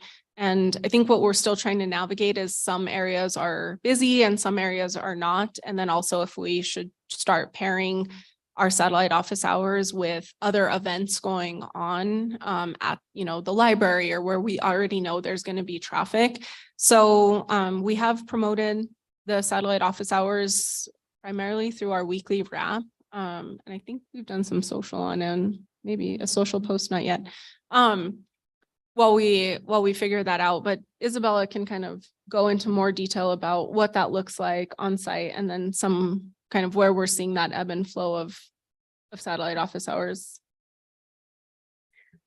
Madam Chair, as you're aware, we do now have, I can't talk. We now do have a new structure in Constituent Services. So we have 4 new constituent services staff members. So, Mondays we're at the Chavez Center from 3 to 6. Tuesday, we are at the Lafarge Library from 3 to 6. On Wednesday, we are at the main library from 3 to 6. And on Thursdays, we are at the Southside Library from 3 to 6. As Madam Clerk and Director Mihalcik did emphasize, this is a way for us to be a resource in our community. Some things that we've highlighted and some talking points at our satellite hours when constituents come to our table and ask, why are you guys here? And, what do you do? We're working on, buying a banner or a tablecloth that says, how can we help you? We really want to be the public face of city government and constituent services where everything starts and ends in constituent services. And, we have residents that don't have access to the internet. They don't have access to social media posts. They don't have access to a computer to print different flyers. And so us being able to have different resources for our constituents where we're able to promote that information and all the wonderful things that the city of Santa Fe is doing. I will highlight, Teen Night and our Easter event. When we're at the Chavez Center or, the Southside Library is a great place where we're seeing a lot of families and a lot of community members. It's a great time for us to, make eye contact with them and say, hey, like I see, you have a baby. Like, did you know we're doing an Easter egg event? Please come to our Easter egg event. Or, hey, I see you over here with your friends. Like, did you know we're doing Teen Night? And so being able to really promote and get our information out there in a different way, that's like a big goal for us. So as we have also mentioned, we're just getting our toes wet with it, trying to figure out, do we do summer hours? Do we do winter hours? What does this look like? Are we seeing a lot of foot traffic with the hours that we currently have? Do we need to get on board with the libraries and different events? Are they going to have a book signing? Maybe we can be there and we'll have more foot traffic at book signings. So finding other alternative ways and being creative with our hours and trying to figure out what works for constituent services and our satellite hours right now. But it is fairly new, but we're excited to be able to process that.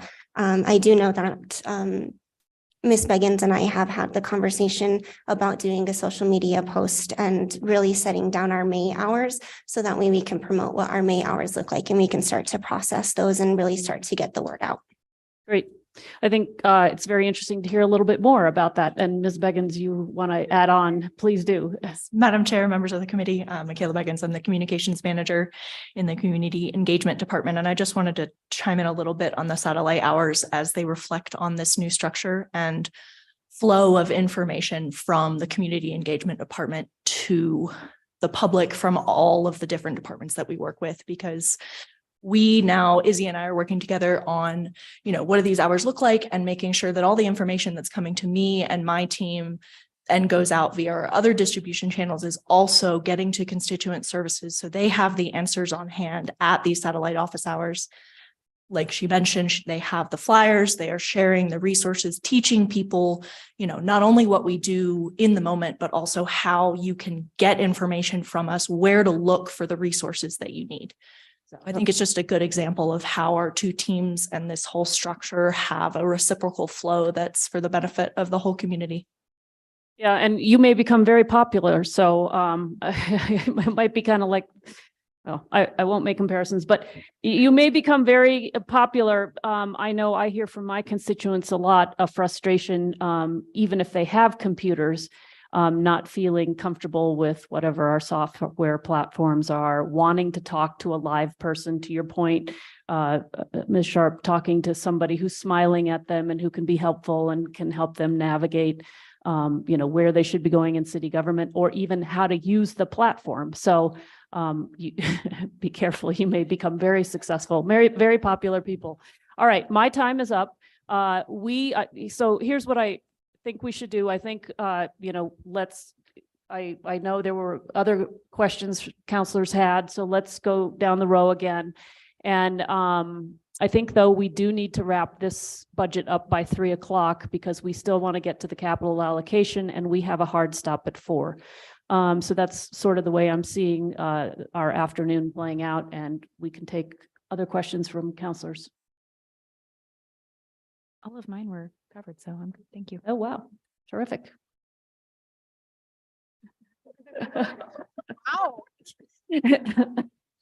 Madam Chair, Stick a fork in her. All right, we have, but we have Councilwoman Villarreal who's got some questions, Councilor Rivera's got some questions, and I, if there's time, have one more that I didn't get to ask. So Councilwoman, you have the floor. okay, these are just curiosities. I'm really interested in the community engagement standardization guide. And you said it hasn't been launched yet. There was a staff person that said that they were using it. So I was just curious if you'll share that with us soon and maybe just a little detail of what it includes. Madam Chair, Councilwoman Villarreal, absolutely. So we have the guide. What we then have done is meet with different departments. So we've been having focus group meetings with city with city departments. Everybody comes to them: libraries, water conservation, land use, parks. And what we've been doing is going through the guide and kind of using it to see how we implement it, how it works with their outreach programs, how they would utilize it for their projects. So we have it with our project management teams as well.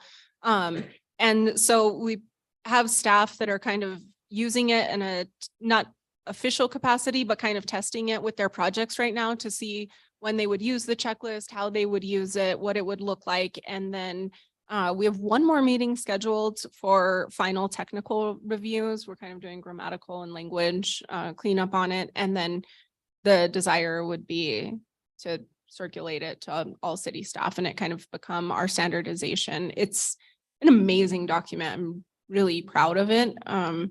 And proud of the work that's gone into it, and constituent services has really been instrumental in moving that through with Isabella and Scott from our team. So it's really neat, and the buy-in from the departments has just been awesome to see. So Is it more a checklist?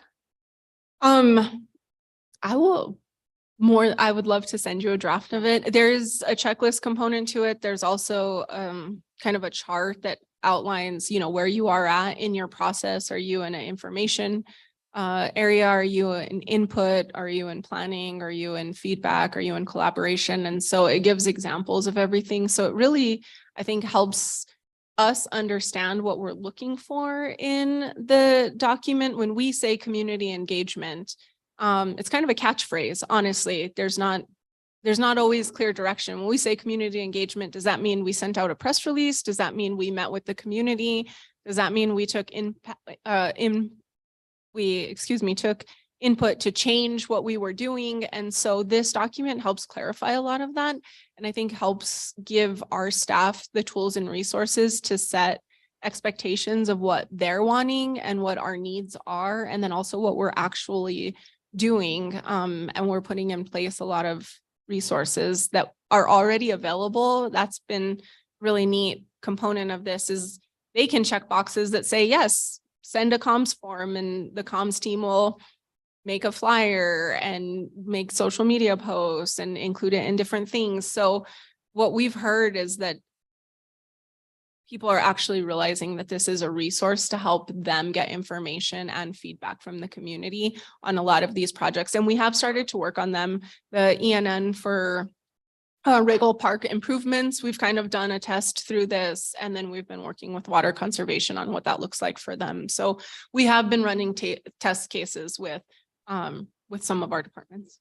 I look forward to seeing it, and maybe we can also weigh in, because we haven't been asked yet. So I'd be curious to, see how it's structured and if there's any way we could provide feedback based on our experiences.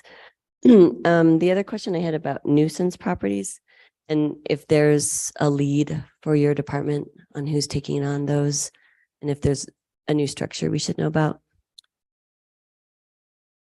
I'll start and then kick over to Izzy on this one, Madam Chair, Councilwoman Villarreal.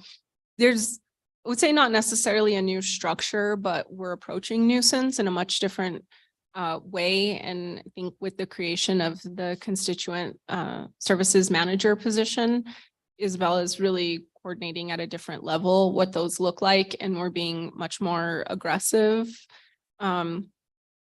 in these properties where we're seeing 20 years, they've been a nuisance. You know, we have one, I think, right now in Councillor Cassett's district for 20 years, it's been an issue. And so these are popping up and we've traditionally been told, you know, oh, there's not really a nuisance here, or and we've kind of, I would say, changed our mindset in constituent services a bit, and we've gotten a lot more creative with how we're approaching those. And I'm happy to let Izzy kind of move forward on that a bit more. Madam Chair, Councilwoman Villarreal, we, again, not to say it's not a new process. I would like to highlight that word aggressive. It's more of an aggressive way that we're approaching all of these properties. I, currently have 10 properties on our radar right now. Internally, we do have a staff every week to stay on top, and I'll, go over what the different properties are, where are we at, did code enforcement go out to do an inspection, does PD or does fire have anything on their radar, where are we at, when we check in, did we receive an abatement plan, where are we at, and working with our finance department also, with starting to implement and starting to really hold property owners responsible for the $100 fee within that ordinance, and coming up and working very closely with our legal department on processing documents that need to go to court. So that way the judge and the court can grant the city of Santa Fe permission to demo or to do clean and liens. We do have, I believe, 2 properties that we have that the city of Santa Fe and community engagement have successfully completed and done a clean and lien through the nuisance properties. So there's always room for improvement, and we recognize that, and moving through and being more creative with how we can process these and make sure that these long-standing nuisance cases are being addressed. Yeah, I appreciate that. I think we all have those properties, and maybe you could bump that email up to my email again, because I think you asked us about properties that we had in mind, and maybe you could just share District 1 to make sure we got them all covered. I'm sure we know which ones those are, but I can't remember if I responded to, so I was like, I need to get to that. So thank you. And then last question, the annual calendar for special events, is that internal or is that also public? Does the public have access to that? Madam Chair and Councilwoman Villarreal, it's going to be both. It's part of a huge standardization lift that my department is doing right now, where we noticed a lot of redundancy. We had different departments sponsoring the same event. We had in-kind services, we had financial contributions. So as part of an overall process, we're trying to get all events on the calendar kind of internally. Those are being centralized through Alexandra Mares, who you guys are all receiving calendar invites from, and I think more communication.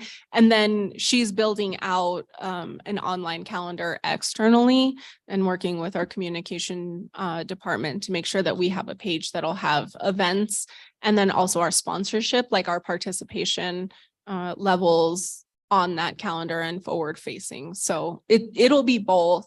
Eventually we'll use it internally to see what we're working on, and then externally as well. And is that also, those are city sponsored events only, or are those also events that we get from Barbara Lopez that would be added into that mix? Madam Chair, Councilwoman Villarreal, it would depend on the city's participation. So our focus is primarily on city sponsored events, both events that we actually produce. So our movies in the park, our, spray downs, those types of things. But then also when there's events that we are primary sponsors of, or we're having a significant contribution to that event, then those would also be on that calendar and identified as such. Right. We're a platinum sponsor, or we, sponsored this event through. There's also partial sponsorship that I think we should add into, because there's times that there are community events, but we're part of it, the sponsorship. So it'd be good to include those as well. Yes, we do a ton in our community. I will just note that I think City Manager Blair kind of jokes with me because I keep saying that I pick up a rock and then I'm like, oh my goodness, it's actually a melting ball of mud in my hands. And he says, stop picking up the rocks. And I'm like, at this point, they're just being launched at me. Well, every time we look at these projects, we just realize, and my whole team probably laugh, I mean, we kind of laugh about it at this point. You know, we do something and then we do it so well, we get overwhelmed with it. We did that with comms. It was like a nice faucet trickle of information, and then we really got going, and now it's like we're drinking from a fire hydrant. And so we're all kind of laughing because we really are recognizing to that point, you know, we were like, oh, we'll make a calendar, we'll do a standardization for events. And then, oh my goodness, we sponsor so many things in our community. Our libraries are just, they crank out events. I mean, it's so overwhelming in the best way how involved the city is in our community and how we support so many things. So That's why it would be good to have that calendar be public facing, because people say nothing's going on in the city, and there it is. There's a lot of events. So just to note, it would And be now we're helpful getting for our public. logo on their flyers. I mean, Right. it's such Okay, last question. So I can, how many people are signed up for our listserv now?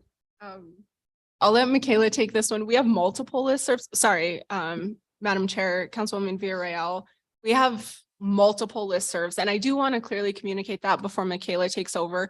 When you receive an email, it's not a press release, it's an email distribution that we're sending to our constituents. And so we have like over 3,000 residents signed up on different groups. And if I can, Michaela can speak a bit more to even her efforts to increase that direct outreach communication. Madam Chair, members of the committee, I would actually like to clarify, we now have over 4,400 direct residents on our email list directly from the city, but that actually doesn't capture the full picture of the residents that are receiving information from the city of Santa Fe. We did a little audit of newsletters across departments recently, and I think in total we have about 40,000 unique accounts signed up for email distribution from the city of Santa Fe directly, from the library, from economic development, from the MPO, and from all of the other different entities that have an email distribution service. That's part of the work that my team is doing, is to say, okay, you know, we have all these different channels. Let's make sure that the same information is being distributed across all of them. And how can we leverage those channels to make sure that the word gets out in as many ways as possible? Thank you. Councilor Rivera. Thank you, Madam Chair. Just one final question for Ms. Sharp about the shopping carts. We talked about, I know Ross has put up bars on there so they can't take the carts out of the store. Albertsons has some kind of locking device and alarm that on some of their carts. So are we keeping track of which stores are the biggest violators? Madam Chair, Councilor Rivera, we are in the system itself. We IT and myself built out a platform specific to our shopping cart contractor who does go out into the field. He is obligated to say there's 5 shopping carts here. 3 of these shopping carts belong to Walmart. 2 of them belong to Albertsons. He is supposed to be marking his location, taking a picture, and then he submits it. I then review it. So I do have data that I can most definitely pull that will show us the bigger picture of how many shopping carts each retailer is, their shopping carts are out in the community. Thank you. So clearly some stores are being proactive and others are just kind of letting it go. Madam Chair and Councilor Rivera, I know I'll bring up Target, for example. Target does have like a locking mechanism on their shopping cart where, you know, they aren't supposed to be, they're supposed to lock when you go outside a current, their parking lot area. And, you know, when talking with certain retailers and talking with other people in the, you know, community, other people are being creative and figuring out a way how to break those mechanisms. And so retailers might be being proactive and trying to figure out, you know, how can we not get our shopping carts off of our property, but we do have some people that are just being creative and finding a way to break those mechanisms. Interesting. Thank you. Thank you, Madam Chair. Okay, I have one more question. Streaming services, our streaming of committee meetings. I think this is one of the silver linings of COVID, right? Prior to COVID, this was something I was interested in, being able to stream our committee meetings, other city meetings. so that, and storing them so people can watch either in real time or go back and watch if they were interested in a particular subject matter that was being covered. So because of COVID, we now have this. And your budget calls out $124,379 for expenses related to broadcasting and online streaming of committee and council meetings.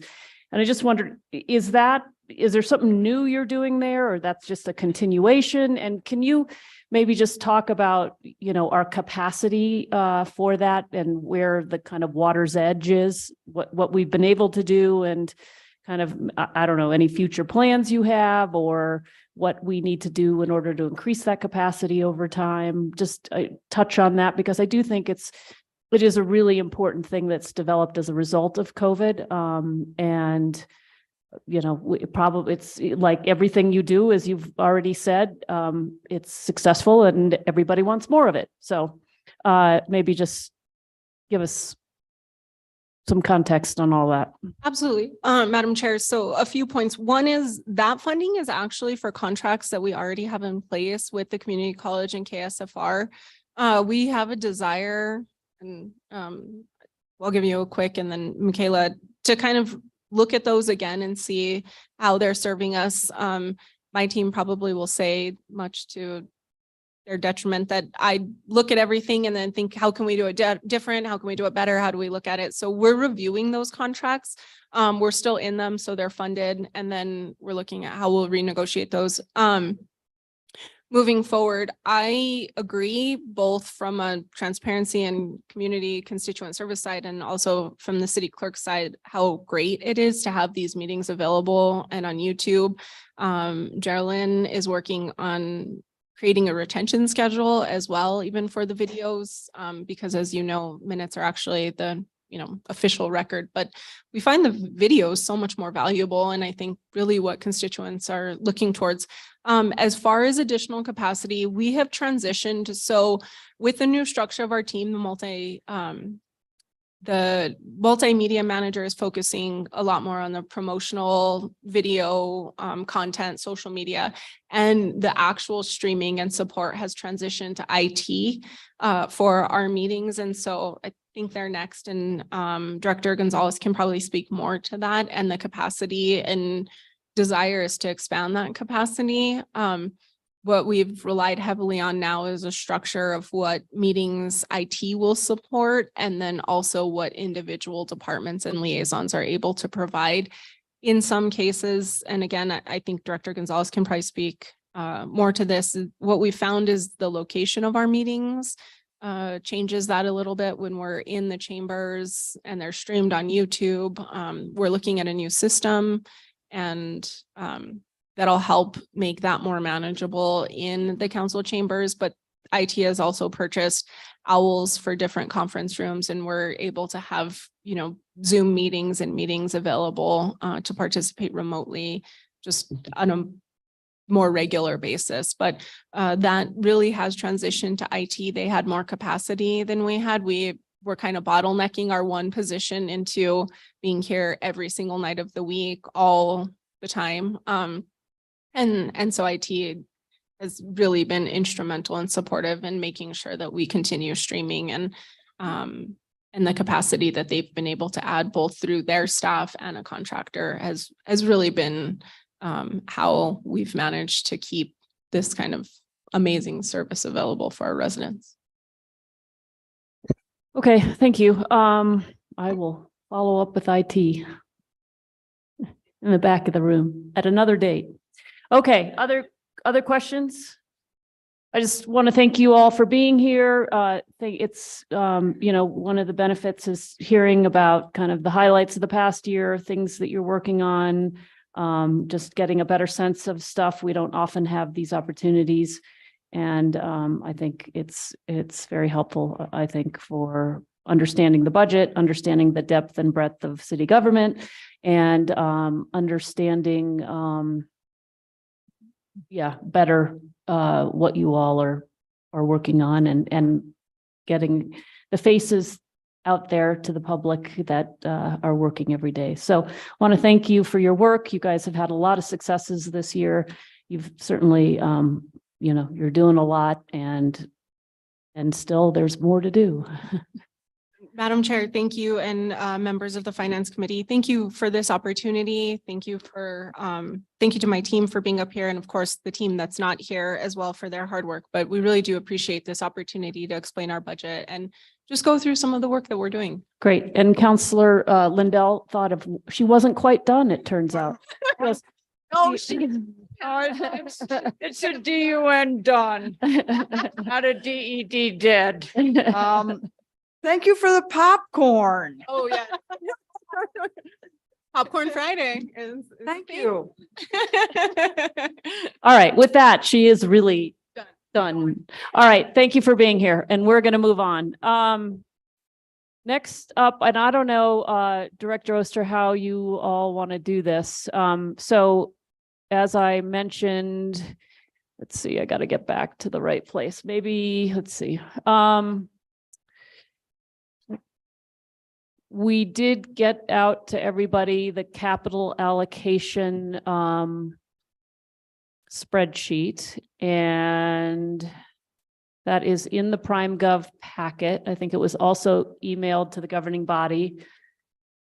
And Director Oster, I'll just let you and your team walk us through what this is and what the projects are. Absolutely, Madam Chair. Thank you. And I have the amazing Assistant Finance Director, Alexis Lotero, to my right. And I'm going to also be joined by Andy Hopkins, our Budget Officer, in just a moment. So we wanted to talk to you a little bit about the capital proposal and give you some context and background, and then, of course, answer your questions. The first thing that I want to direct you to is the resolution itself, which was introduced in the regular Finance Committee meeting on April 17th. So that is attached to the meeting, the resolution that I am looking at here. So we are on page 28. In the resolution that was introduced on the 17th, we have a summary page for the capital budget proposal. And so the amendment that is before us now is to add additional detail, to substitute that summary page with a more detailed listing of the proposed capital allocation. So, Madam Chair, I'm not sure if the committee would like to review the detail first and then consider the proposed amendment, or does the amendment need to be introduced first? No, so I think what we'll do is I think we'll adopt the amendment tomorrow. What do you, I have furrowed brow among my colleagues. So rather than, and you and I should have talked about this, sorry. I think what we need to do is go through the substance of it, understanding what's on the list here.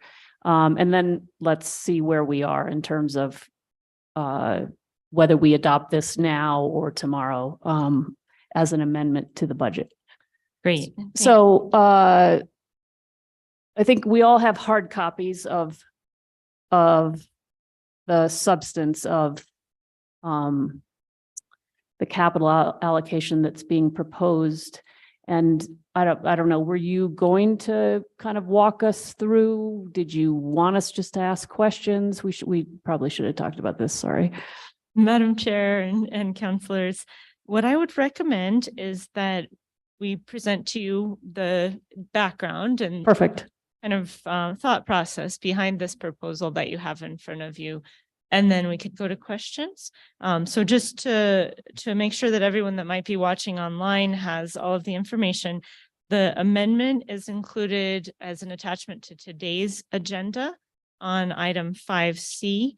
So the amendment that's includes the detail, and what the amendment would do if it's adopted is replace page 28 of the resolution that was introduced on April 17th with a updated version, and essentially adding a lot more detail the original version is just the total overall proposed amount.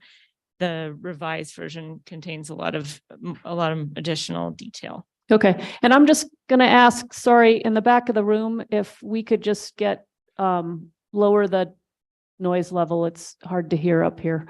All right, so that'd be great. So why don't you walk us through what this is, what we're doing?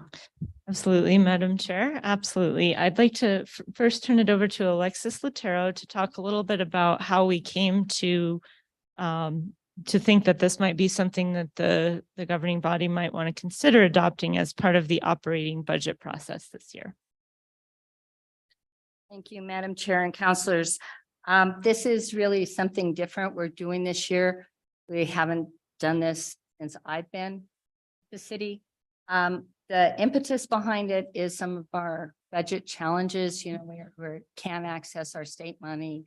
We can't do bonding, and we understand that we have some definite needs that maybe we can address some of them. So when we do the budget, as part, one of the final steps we do, well, let me backtrack a little bit. We have requested flat budgets. They're all analyzed, embedded, and finalized.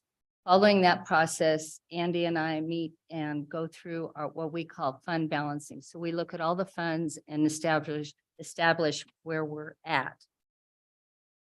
After we did that, we were looking at, you know, some of the cash balances and maybe where we had a little bit of wiggle room that we could allocate out for one-time expenses. These are so when you see these various projects, they're mostly out of the capital fund, which is Fund 365, but there is some out of the GRT fund, which is 216.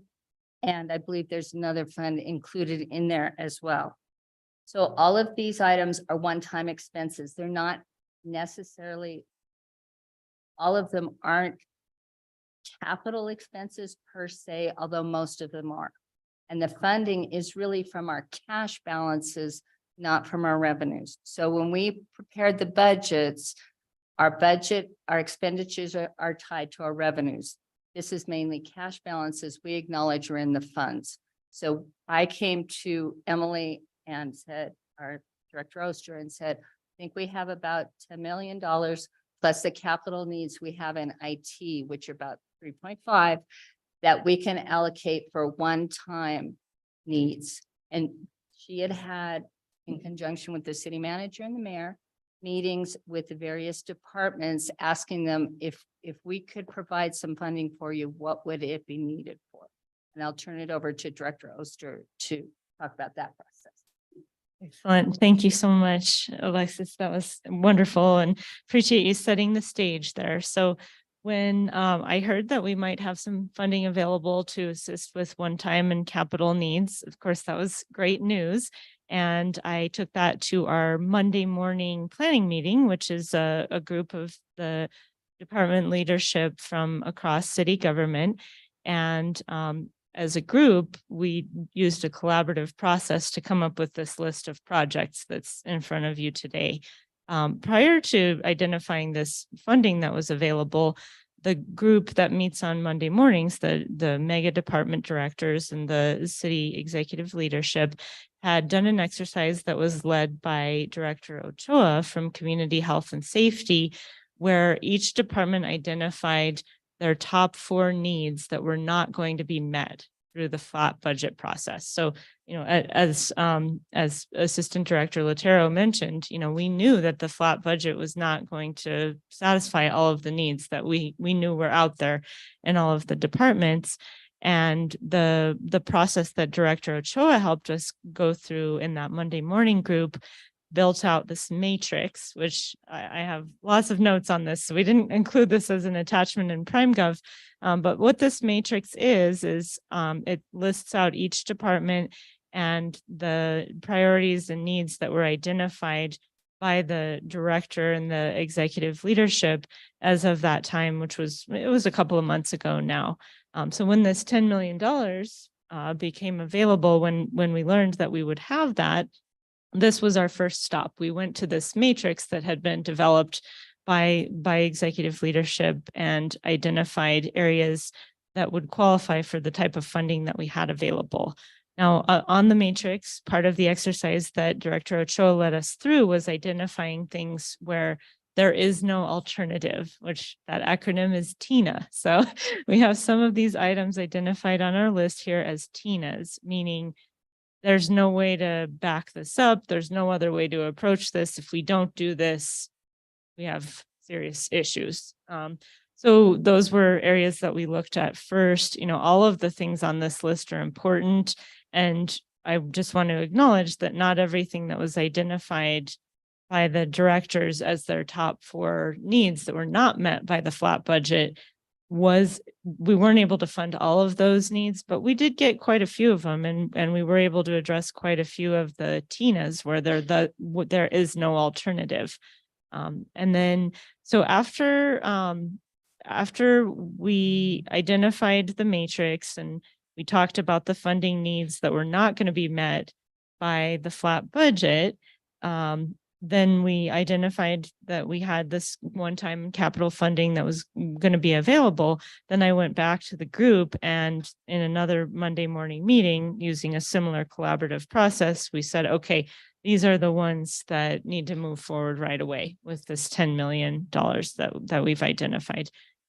So we wanted to tell you a little bit of the story behind how this document that we're proposing to amend into the budget proposal came to be, and why the projects and the initiatives that are listed on here were selected as part of this proposal. So really, just to summarize, I would say that these are the needs that were most critical to our city leadership, and these are the requests that can't wait. These are the items where there is no alternative, where we're stuck, we can't solve problems, we have critical needs. You'll notice as you look through this list that these are also probably things that you hear a lot about.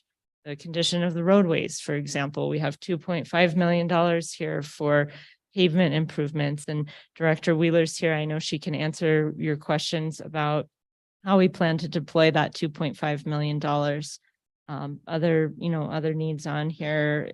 It's just, it ranges. These are mostly citywide initiatives. There are a couple that are site specific. For example, we need some equipment at the golf course to assist with turf maintenance. And of course, the golf course is a physical location, but it's utilized by constituents from throughout the city. Other things like an IT disaster recovery site, the non-public safety radio system. These are utilized citywide, and they're critical to all services that the city offers. So I think with that, we have most of the departments that have initiatives and projects included on our proposal here, available to take your questions. Alexis and Andy and I would be able to answer any questions you have about the process, or why we're proposing to fund these different initiatives in the way that we are. Okay, terrific. I do think it might be helpful just to right out of the gate if Director Wheeler would walk us through the streets piece, because I think we, to your point, recognize we do have a lot of needs in that area, and I would be curious how that 2.5 million is going to be spread around the city and how different streets get prioritized, because I do think we hear a lot about that. Councilor Rivera. Just about the form itself, just so I make sure that I understand it, but we're asking for 25 million of capital purchases. Madam Chair and Councilor Rivera, so the amount is actually 13.353 million. The reason that the total expenditures shows up as 25 million is because this document includes the transfers. So we need budget authority to transfer the funding into the correct funds so it can be utilized. So you'll notice that there's $11.6 million in revenue transfers as well. So on here, for example, the third and fourth lines. So you'll see there's the 86,000 for the purpose for the mower lease purchase at MRC at the golf course. And then there's a revenue transfer in and a expenditure transfer out. that's- Overall, we're doing $25 million worth of purchases. 11 million is revenue we already have, and the other 13 is coming from cash balances. Madam Chair and Councilor Rivera, I'll take a stab at that and then I'll hand it over to Andy. The total amount that we're proposing to spend on capital is 13.4 million. The revenues and expenditures showing up as transfers is just movement between funds.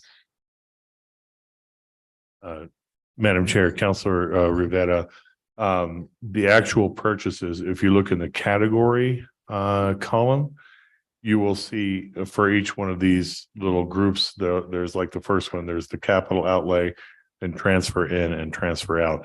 The actual purchase is only in that first line of each of these groupings, capital outlay, or in the second one, the facility CIP, the land and building. The other two lines are actually the transfers, moving it from the fund where the money sits into the fund where the money is being used for the purchase. And, you know, normally we wouldn't, you know, we wouldn't necessarily want to bother you with all those, you know, behind the scenes details. However, because this is an approval, you know, we're asking for specific approval of all the budget changes necessary to make this happen. That's why we included the transfers in and transfers out, because if we included just the expenditures, we would have expenditures in the budget with no way to fund them. We're purchasing everything on this list. Madam Chair and Councilor Rivera, I think we're requesting authorization to fund these initiatives. I think, you know, I think it would be a good idea to hear from Director Wheeler, for example, on the pavement rehabilitation and resurfacing initiative. That's a number of different projects. That's not purchasing a single So item. something like the CRM system, which has an expenditure but no revenue tied to it, that's coming from. Madam Chair, Councilor Rivera, that is coming from cash balance in the general fund. That's why you don't see any transfers in or out, because the money is already sitting in the fund where the purchase would be made. Okay, thank you, Madam Chair. Madam Chair. Yes, just one Councilwoman. clarification. You said that there was 10 million identified, but when you're in your background info, but there's 13 here. Madam Chair and Councilor Villarreal, Assistant Director Latero mentioned that the 13 million, the 10 million that was identified did not include the last item, which is the IT allocation. So that's the difference between the 10 million that was identified. The IT had already been planned and money had been set aside. Got it. Thank you.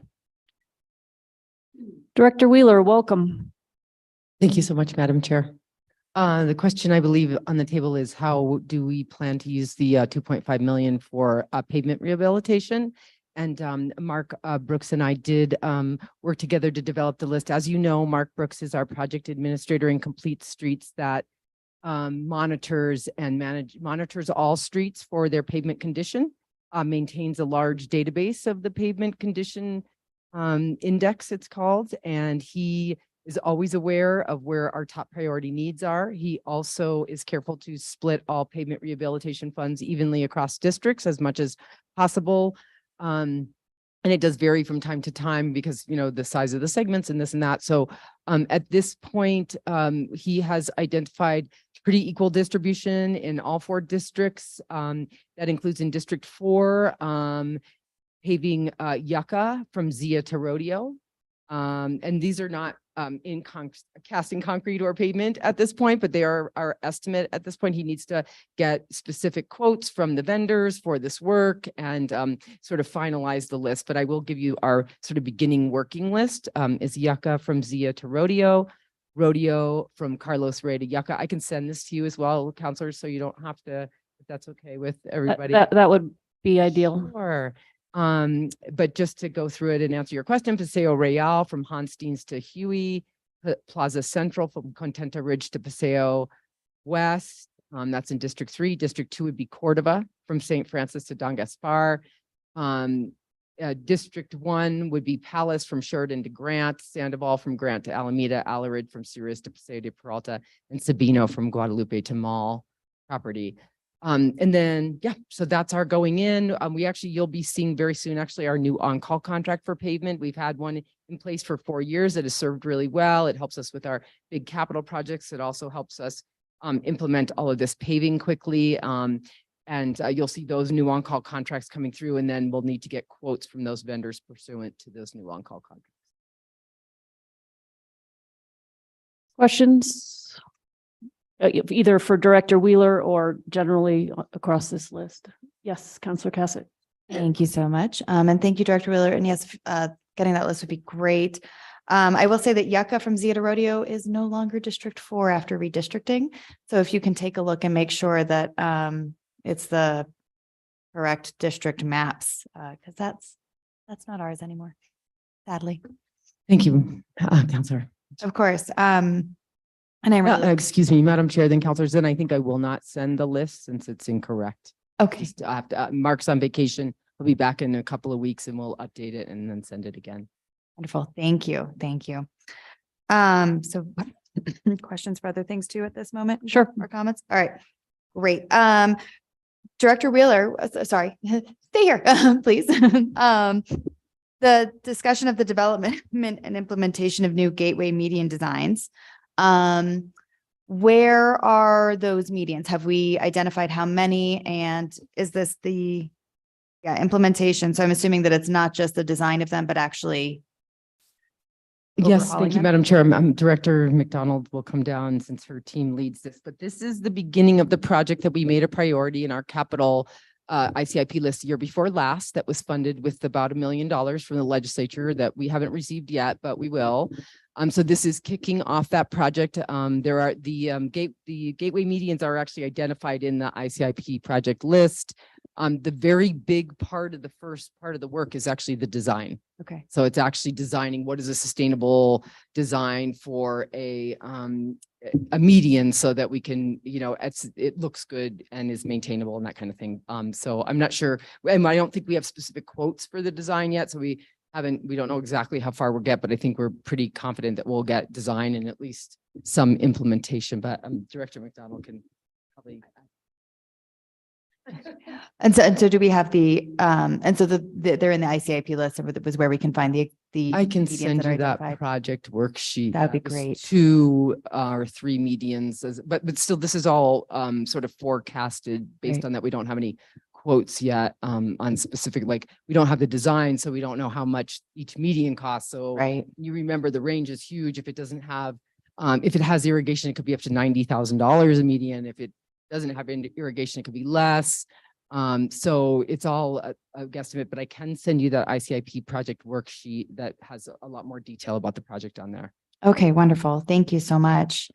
And then Melissa, while you're there, I really want to thank you for the Pueblo del Sol Park and for the playground equipment there. For those of you who have not been to that park as often as I am, which is entirely too often, it was made of wood. And so wood in Santa Fe doesn't do really well.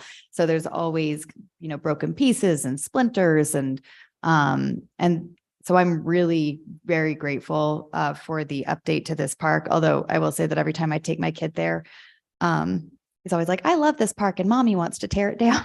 I'm like, you're right, I do, but I want to put something up in its place. So I'm excited that is going to be happening. So I really wanted to thank you for that one. And I know there's a lot of parents out there that are very glad they don't have to worry about those splinters and other things that have gotten in the way there. So thank you. The hotel motel conversion project.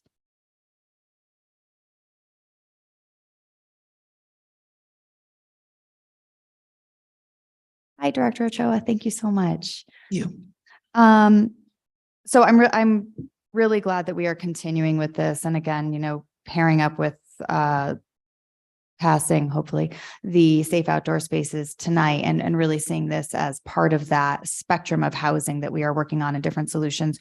Do we have hotels identified? Is this going to hotels that we've already helped with the financing, the purchase of is, I think, the correct terminology because we don't actually buy them?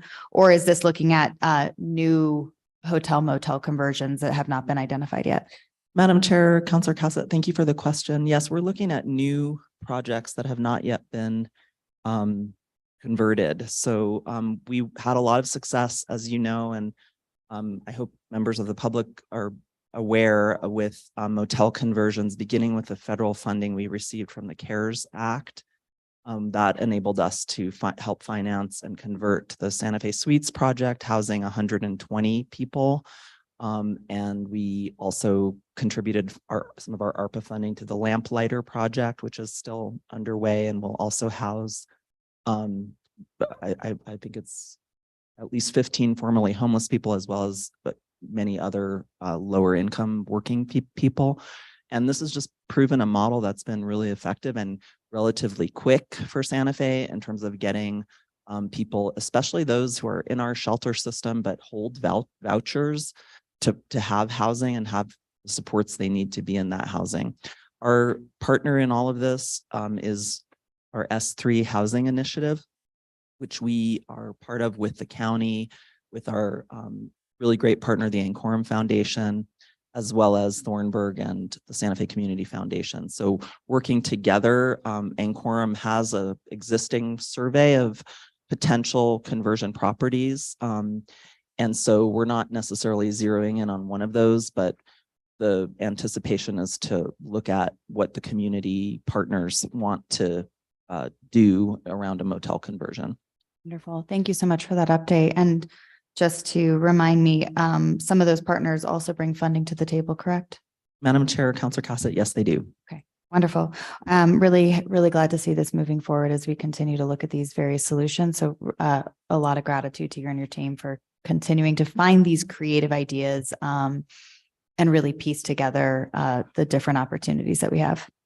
Thank you, Madam Chair, Counselor Cassett. And of course, I really want to thank Director Alexandra Ladd for her expertise in this realm. None of this would be possible without her guidance. Wonderful. Thank you for that. I don't really have another question. So Director Brown, you can stay up there if you're still here. But the El Lucero crossing site pre-development, I'm very glad to see that on the list. You don't, I'm just saying that I'm excited about it. You can stay up there if you'd like.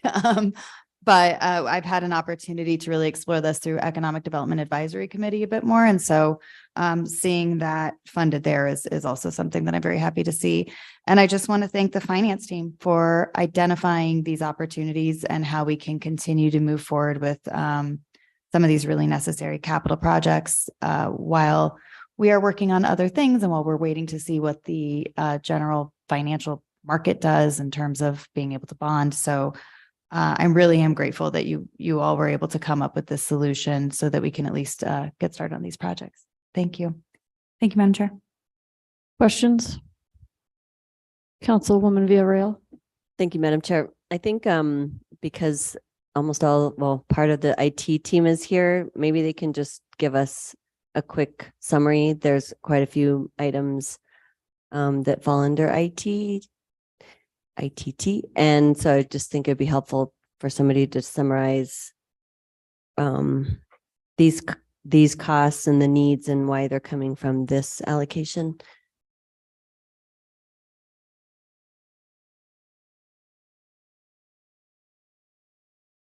Good afternoon, Madam Chair and Councilor Villarreal. I'm Manuel Gonzalez, IT Director for the City of Santa Fe. Do you want to start on one, or you just want me to go through? Because I'd have to defer questions to our project managers on a few of them. I think just giving a summary of, like, at the high level, all of them. So we'll start off with the disaster recovery site, and I'll turn that over to our project manager, Joe Obeta.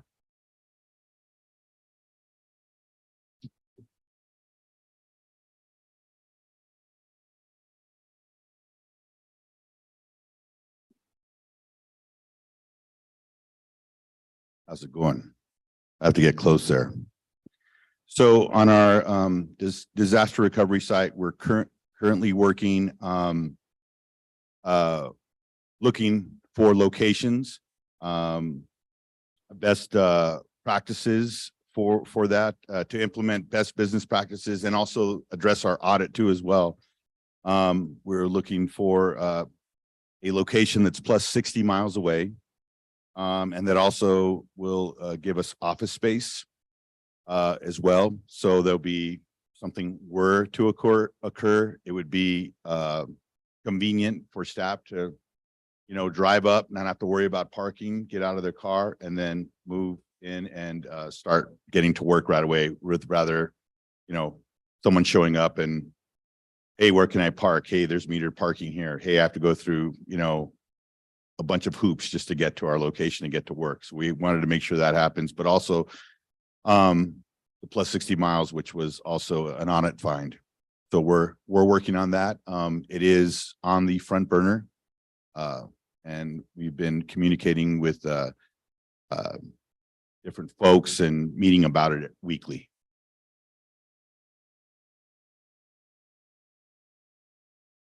Madam Chair, Councilor Villarreal, just to add a few things. One of the first things we identified in the change of management at IT was we did not have a disaster recovery site. We did not have a disaster recovery plan. So that was one of our top priorities that we wanted to work on. We've stood up our live environment at a level 4 data center at DeWitt. Our current disaster recovery site is here at City Hall. And that's not sufficient enough. The room is not, and it doesn't meet the 60-mile requirement to have a disaster recovery site. So as project manager Joel Beta said, we're looking at a site in Albuquerque to stand up our disaster recovery site. One of the audit findings is that we needed office space at a disaster recovery site. You see on the news when there's disaster, a flood, an earthquake, and you wonder how these cities are continue operating. Are they paying their city staff? How's fire and police still operating? It's because they have a disaster recovery site somewhere else that keeps them operational. Their data center and office space for critical staff, say it's payroll or police or fire or the finance director. So we're trying to meet requirements to stand up that disaster recovery site. That's the 200,000. I believe Was that a request that came from another source that isn't moving forward quickly enough, and that's why it made it to this list? I don't understand your question. I guess a lot of these, as they said, there were funding sources that we haven't received from the legislature due to our audit. And then, you know, there's some other, like, we're not going to be able to bond. So I'm just curious, was this something that you all had anticipated, another funding source? This was funding we requested, but we didn't have in our budget Got it. due to the flat budget. Okay, So this was identified as a TINA. thank you. And then the next one, what is it? The next one is the non-public safety radio project. And I believe that's 600,000. Joe Beta is also the project manager of that project. So I'll allow him to give an update.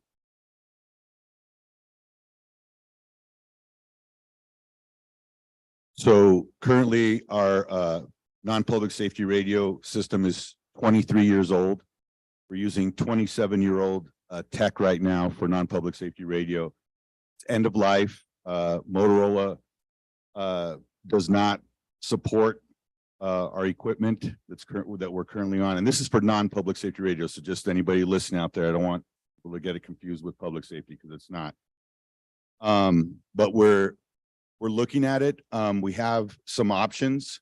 We're not really focusing on it as much as we're trying to get the public safety radio part of it done first. We believe that's a priority over non-public safety radio. But we do have some options that we are working, and we're lightly working on them right now because all our focus again is on public safety radio and the needs of it. Thank you. Let's see what's else on the list. Madam Chair, Councilor Villarreal, we also have an item that's under Public Works. Do you want us to discuss that also? The security cameras for. Yes, please. That'd be great. Thank you. Okay, and again, Joel Beta is a busy guy at IT. He has several projects assigned to him, so I'll allow him to give that update also.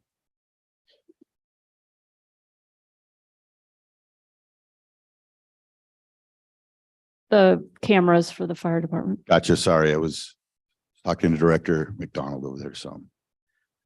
So we are currently working on getting security cameras, badge access. at fire stations. Chief Moya has given us the priorities. We're working on 3 of the biggest priorities for the fire stations to get done before the end of the fiscal year. We had a kickoff meeting today with the camera company. We've gotten our POs already issued. And now we're just working on scheduling and getting the project implemented. The reason for it is it's going to provide a safer environment for our first responders where they work and abide. And also it's going to give good surveillance on pharmaceutical control. You'll be able to see who goes in and out of the rooms that they're stored in, and also the fire stations as well. So, when a truck comes up, the gate will open, they'll come in, and it'll be some kind of control. So that's the purpose of the project. We're looking on getting the rest of the fire stations equipped, and PD as well, equipped with security cameras and badge access too as well. And that'll be the second phase for next fiscal year. Thank you. And was there another funding source why this one was put on this list? Madam Chair and Councillor Villarreal, no, the funding had not been identified. This was from our list of needs that were not met by the flat budget. Okay, thank you. And there was GCC. I don't know if you can answer about that camera. Is that also Joe? So with GCC, what we'd like to do is we would like to enterprise build of all of the cameras, right? So we're not going to have, I kind of use the example of French fries, right? We all want McDonald's French fries, our cameras. We don't want to have some from Blake's, not to say I don't like Blake's, but Blake's or different fries. You know what I'm saying? So we want to have the same fries for everything. That was a kind of a food example, but you get what I'm saying? We want to have the same cameras with the same, that all have the same functions and can talk to each other, right? We don't want to piecemeal it by having a quilt, probably would have been a better example, but. I like apologize for Blake's. that. I like Blake's fries. Okay, all right, we can use Blake's fries, whatever fries you want. We're using one fries. We can't mix them. No mixing and matching. Got it. So that they talk to each other. I think that's an important piece right Yes, there. it is. Okay, It is very much for functionality and for consistency, throughout the whole system. got it. All righty. And then let's see, what else is that we haven't covered was the Munis. And I think there's ERP. Those were 2 other items at the bottom. So Madam Chair, Councillor Villarreal, and we're talking ERP now, and that's what Joe was talking about. We want to get our camera system in an ERP environment. One system, IT has access, Chief Moya has access, Chief Joy has access. So on that list, fire's a priority, PD's a priority, and then after that, it's GCC. GCC has outdated cameras that IT does not have access to. And now we're talking ERP citywide, and that's what that $4 million is for. Our goal is to get the city in a true ERP environment. We're not there. An ERP environment is one system that does everything for the city. If we can't do that, we make sure that systems communicate with each other. So that's what that $4 million is for. We'll start off with Tyler Technology. We have to pay for an API kit, application programming interface kit, to build that bridge so it can communicate with these other platforms. That's just on the Tyler side. We have to pay for that kit. We still have to pay for the API kits from these other vendors so they can communicate. We've already identified 3 platforms that are going to need APIs. Utility billing system, parking billing systems, and courts billing systems. We need APIs for those.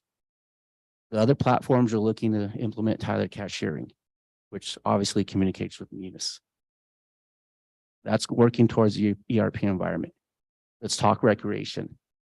Recreation has a platform that does not communicate with Munis, will not communicate with Munis, charges a 40% transaction fee for every transaction. Charges recreation a rental fee for every rental. Does not have a communication module, does not have an online registration module. So we're throwing that out. We're getting rid of that. We're upgrading to a new platform for recreation.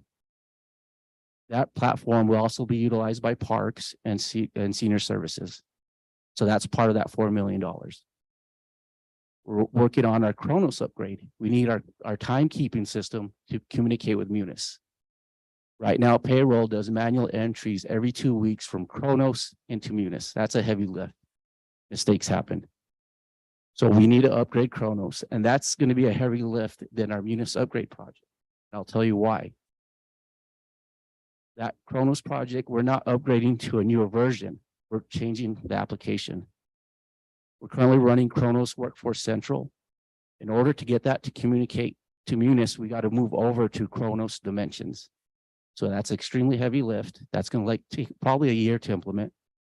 We also have to bring over one of the larger departments that was never put into Kronos back in 2017-18.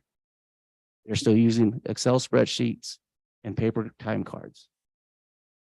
We have to bring them into this new platform. So that's a heavy lift right there. So that's where all this money is going for us to get in a true ERP environment. Thank you for the details. That was helpful. Is there any other questions so we don't go back and forth or? Well, I still have the floor, so Oh, I'm I'm done with sorry. IT. Sorry, Madam No, I think Vieira. that's helpful for me. Hopefully it answers questions for others. And I think my last question was, I didn't get the lowdown on the roads from Director Wheeler. I keep wanting to call you Dr. Wheeler. It's so strange. If you could, I don't know if you sent that to us, but I didn't hear what you said for the roads for District 1. Madam Chair, Councilor Villarreal, I didn't send it because it's incorrect. So I don't want to distribute it at this point. But for District 1, which maybe didn't change so much in redistricting, we have Palace from Sheridan to Grant. This is a preliminary list, has yet to be validated by exact quotes to see what we can actually afford.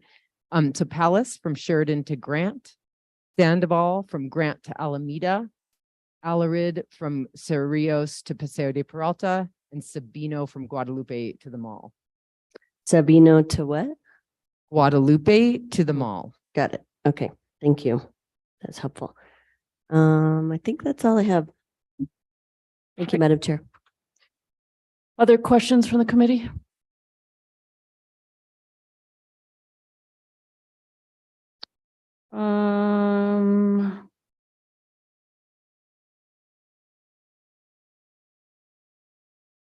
Just looking here.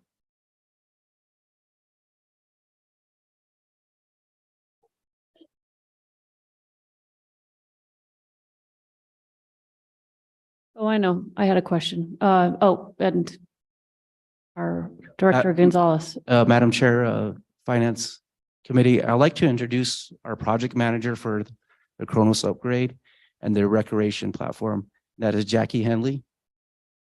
And I forgot to introduce her earlier, so I apologize. Great. Well, why doesn't she just come down and say hi so you're on camera? Smile. I'll date myself. You're on candid camera. Thank you and welcome. Nice to know you're leading that project team. Or both of them, so. Thank you.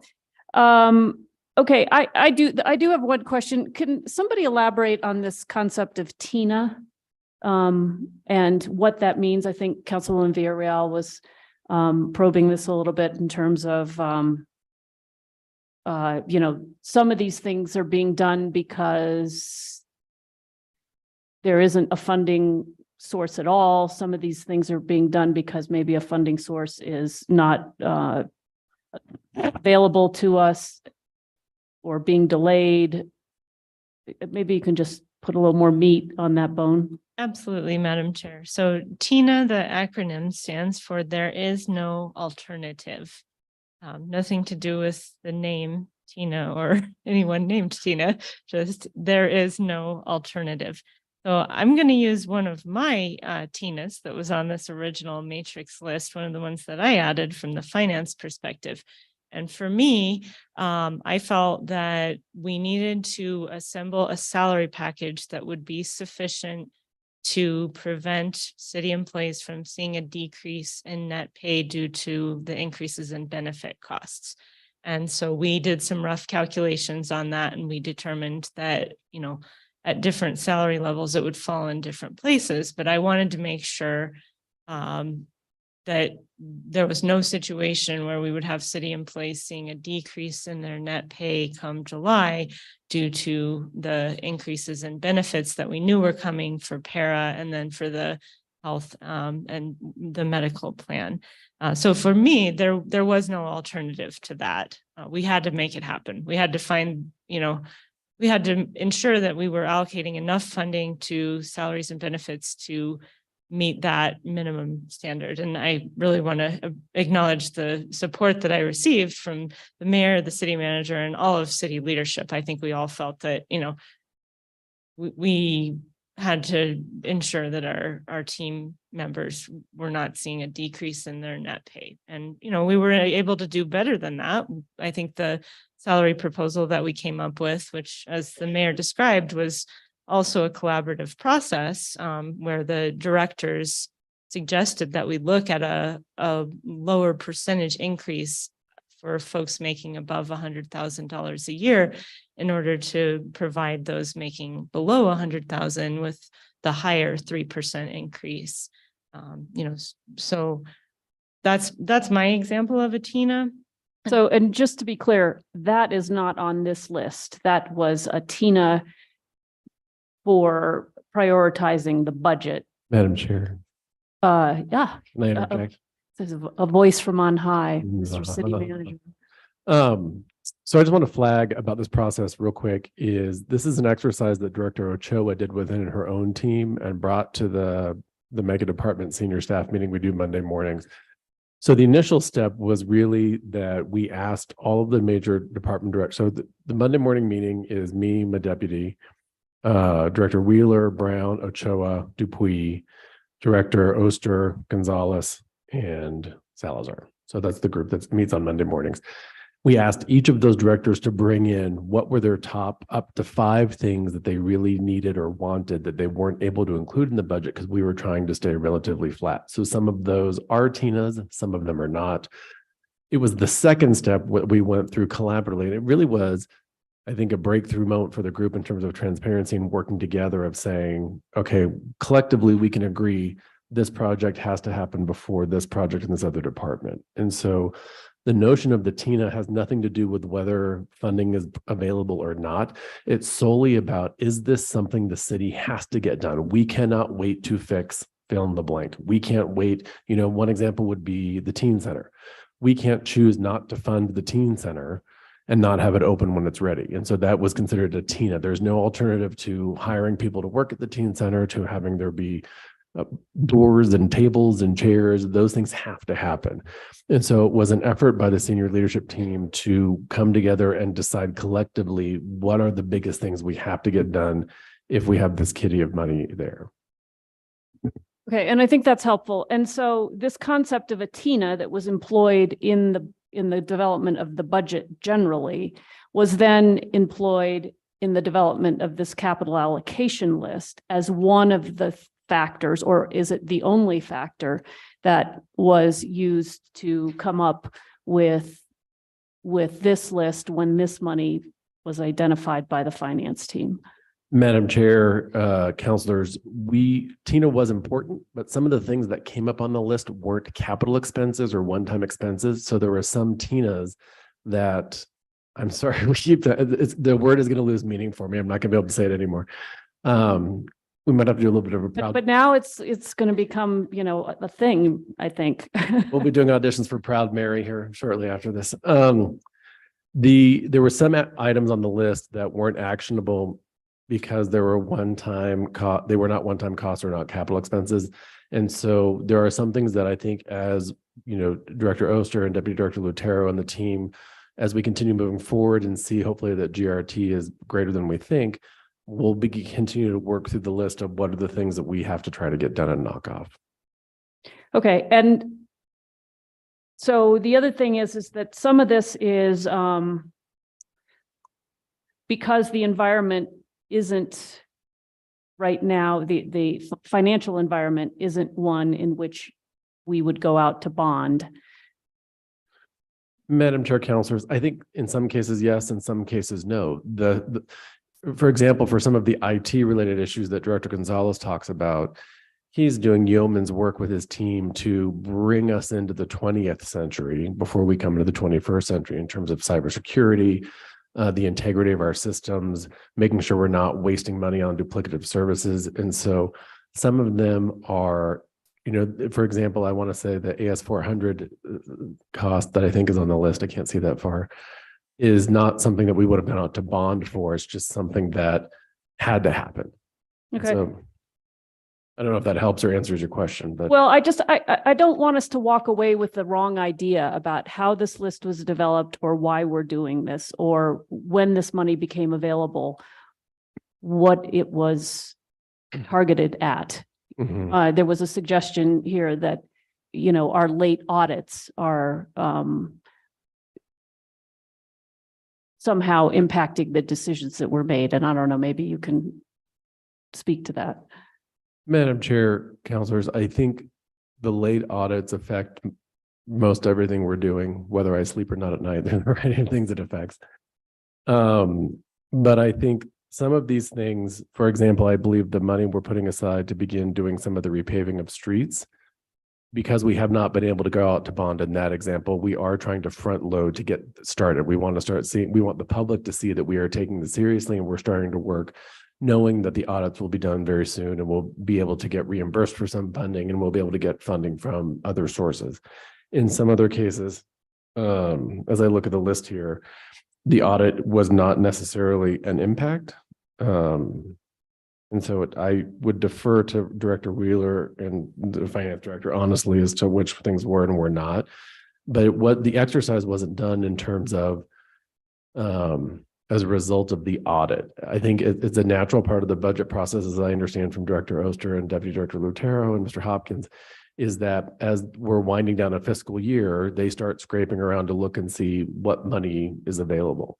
And we thought the best way to make that allocation of that funding that they were able to scrape together was to go to our senior leadership team and say, what are your most dire needs that you have? That's how this list came about. It wasn't something that I put together or the mayor put together. This was something that the directors I mentioned before collectively sat in the same room and said, we agree, these are the things we have to do. And to your point, they also worked collaboratively across departments to say, all right, here's this big list. And while I would love to advocate for this project because it's in my department, I can understand and appreciate that this other thing in this other department is something that we need to be doing. And so I agree that my whatever should come after. Madam Chair, that's exactly right. I mean, I think it was a really great exercise in part as we try to rebuild post-COVID. We try to rebuild a sense of team across city government that I think it was very helpful for many of the directors. It's like when you were in college and every professor wanted you to read 100 pages every night and you just couldn't do it all. They all had their priorities. I think for our directors as well, they all had their priorities as well, but it's helpful to see, well, we could fix these 5 things for this director, but this one really big thing is going to affect everybody in city government. And so I think it was helpful to help remind all of our leadership that there are needs everywhere. And it helps sort of, I think, in many ways, depersonalize a sense of, well, this department got X, but I didn't, or why didn't this happen? But to see the totality of needs that we have, and also to be I give a lot of credit to Director Oster. I'm grateful to Director Ochoa for her bringing this idea to us, but there's been a lot of work done by Director Oster and the team sitting here in front of you to be more collaborative, to be more open, to be more transparent about what's happening and why. And we think there's still room to grow. I think internally, we're going to look to do an after action review when this budget process is done. My sense is that you're planning to do one with the council as well to get a sense of what you all would like to see on the finance committee. And I'm sure we're going to be comparing notes to how we can do this better. But this was a staff leadership driven exercise to really address what we consider to be the most pressing needs for the city right now. Okay, I think that's helpful. And Director Oster, I don't know if you wanted to add anything to that, or I'll just give you that opportunity in case there was. Thank you, Madam Chair. I think the city manager summarized the process very well and just would really emphasize that, the process was collaborative and these were the critical needs that rose to the top of the list of items that were not addressed through the flat budget. Okay.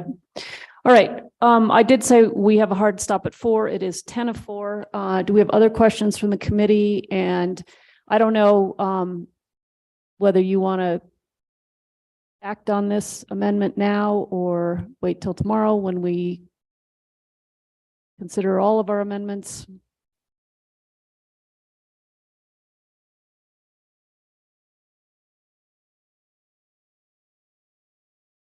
Right. I'm happy to make a motion, Chair. Are we looking for a motion on the acceptance of the amendment? Yes. Madam Chair, yes, I believe that's correct. The amendment has been introduced, but I believe it would need to be. Right. And essentially the amendment would be to insert this page in place of the page that is currently in the resolution. So, Madam Chair, there's actually one additional change, and this is on the amendment sheet that looks like this, that's included as an attachment to today's agenda to item 5C. So the amendment proposes to insert the word budget after operating on page 1, line 12, and replace the word budgets with allocation. And on that point, I just want to explain the operating budget, which Director Wheeler brought to my attention, as a specific definition in statute. And so we wanted to avoid any confusion by referring to this as as capital budget as well. So we wanted to change this to capital allocation. So that part of the amendment changes the language in the short title of the resolution to refer to this as the capital allocation. And then on page 28, the amendment proposes to replace the current page 28 titled FY 2023-2024 capital budget proposal with the document that is on the screen currently that we've just finished reviewing, the allocation for capital expenditures.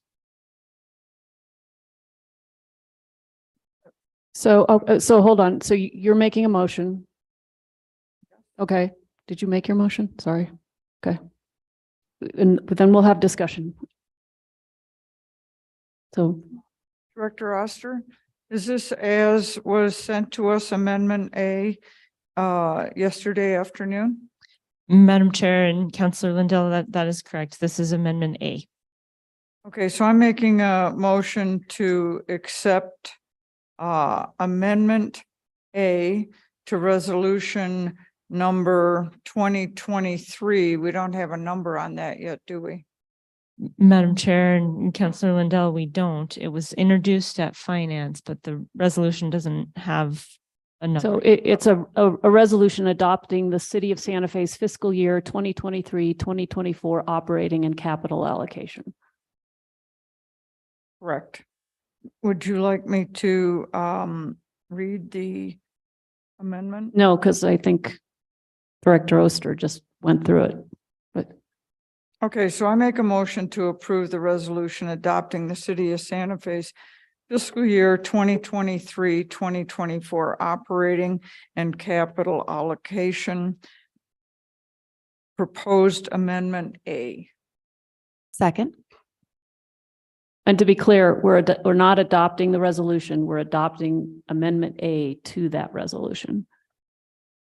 All right, now questions from the committee. Councilwoman Villarreal. Just a suggestion. The reason why I was wrinkling my head is because I saw the amendment, but it's not the original resolution is not attached in the but in the packet material. So then you're trying to reference the amendment, but you don't see the original in that same area. So we should add that. So then you know what changes or what amendments are being made. they seem like they're just language changes and title. And then this is the attachment of the details. Is that my understanding? Madam Chair and Councillor Villarreal, we can get the original resolution added to PrimeGov under item 5C. I can take care of that. And so there's the change to the short title is the first part of the proposed amendment. And the second change is to replace the current page 28 with the more detailed summary that is included in the amendment. Good. Thank you. Councilor Rivera. Just to be sure, once this amendment is accepted, it becomes part of the document and we don't have to discuss the amendment at governing body? Or discuss it as an amendment? Well, you're right. Okay, thank you. All right, so other questions? Sounds like we have a motion and a second to accept this amendment, adding the capital allocation to the budget resolution. We're going to need a roll call. Councillor Cassett, Yes. Councillor Lindell, Yes. Councillor Rivera, Yes. Councillor Villarreal, Yes. Councillor Romero-Worth. Yes. Madam Chair, motion passes. Okay, so we're going to end just right on time. It's 4 minutes to 4. I believe that is the end of our work for today. What, Director Oster, can you tell me what time we start tomorrow? Madam Chair, 1 p.m. tomorrow is when the hearing starts. And I don't believe that the committee took action on the city clerk and community. Oh, thank you. Preliminary approval for the, hold on, Community Engagement Department. I'll move to, wait. Preliminarily Thank approved. you. It's a Preliminarily tongue. approved. City Engagement Department's budget. Okay. Motion and a second to approve this budget. We're going to need a roll call again, Director Oster. Councillor Cassett, Yes. Councillor Lindell, Councillor Rivera, Yes. Councillor Villarreal, Yes. Councillor Romero-Worth. Yes. Motion passes. Thank you for flagging that. I forgot about that. Okay, so again, we start at 1 o'clock tomorrow. You will make sure that the budget resolution is loaded to PrimeGov so that we can follow along with any amendments. And we will be, the schedule tomorrow, I believe, is to consider any amendments and then at the end, we will be voting on the budget resolution as a whole, as a complete package, and it will be then the Finance Committee's recommendation on the budget to the entire governing body and that will be the conclusion of this 3 weeks in hearing about the budget and getting it final approval by the governing body to submit to the state. Thank you, Madam Chair. Absolutely. That is the plan. And I will get the the budget resolution added to today's agenda and tomorrow's agenda. Okay. And then as we have the amendments for tomorrow prepared, we'll get those loaded into PrimeGov. Great, thank you. All right, with that, it is just a little bit before 4 o'clock. We are adjourned until our council meeting at 5 o'clock. Thank you. Thank you, Madam Chair.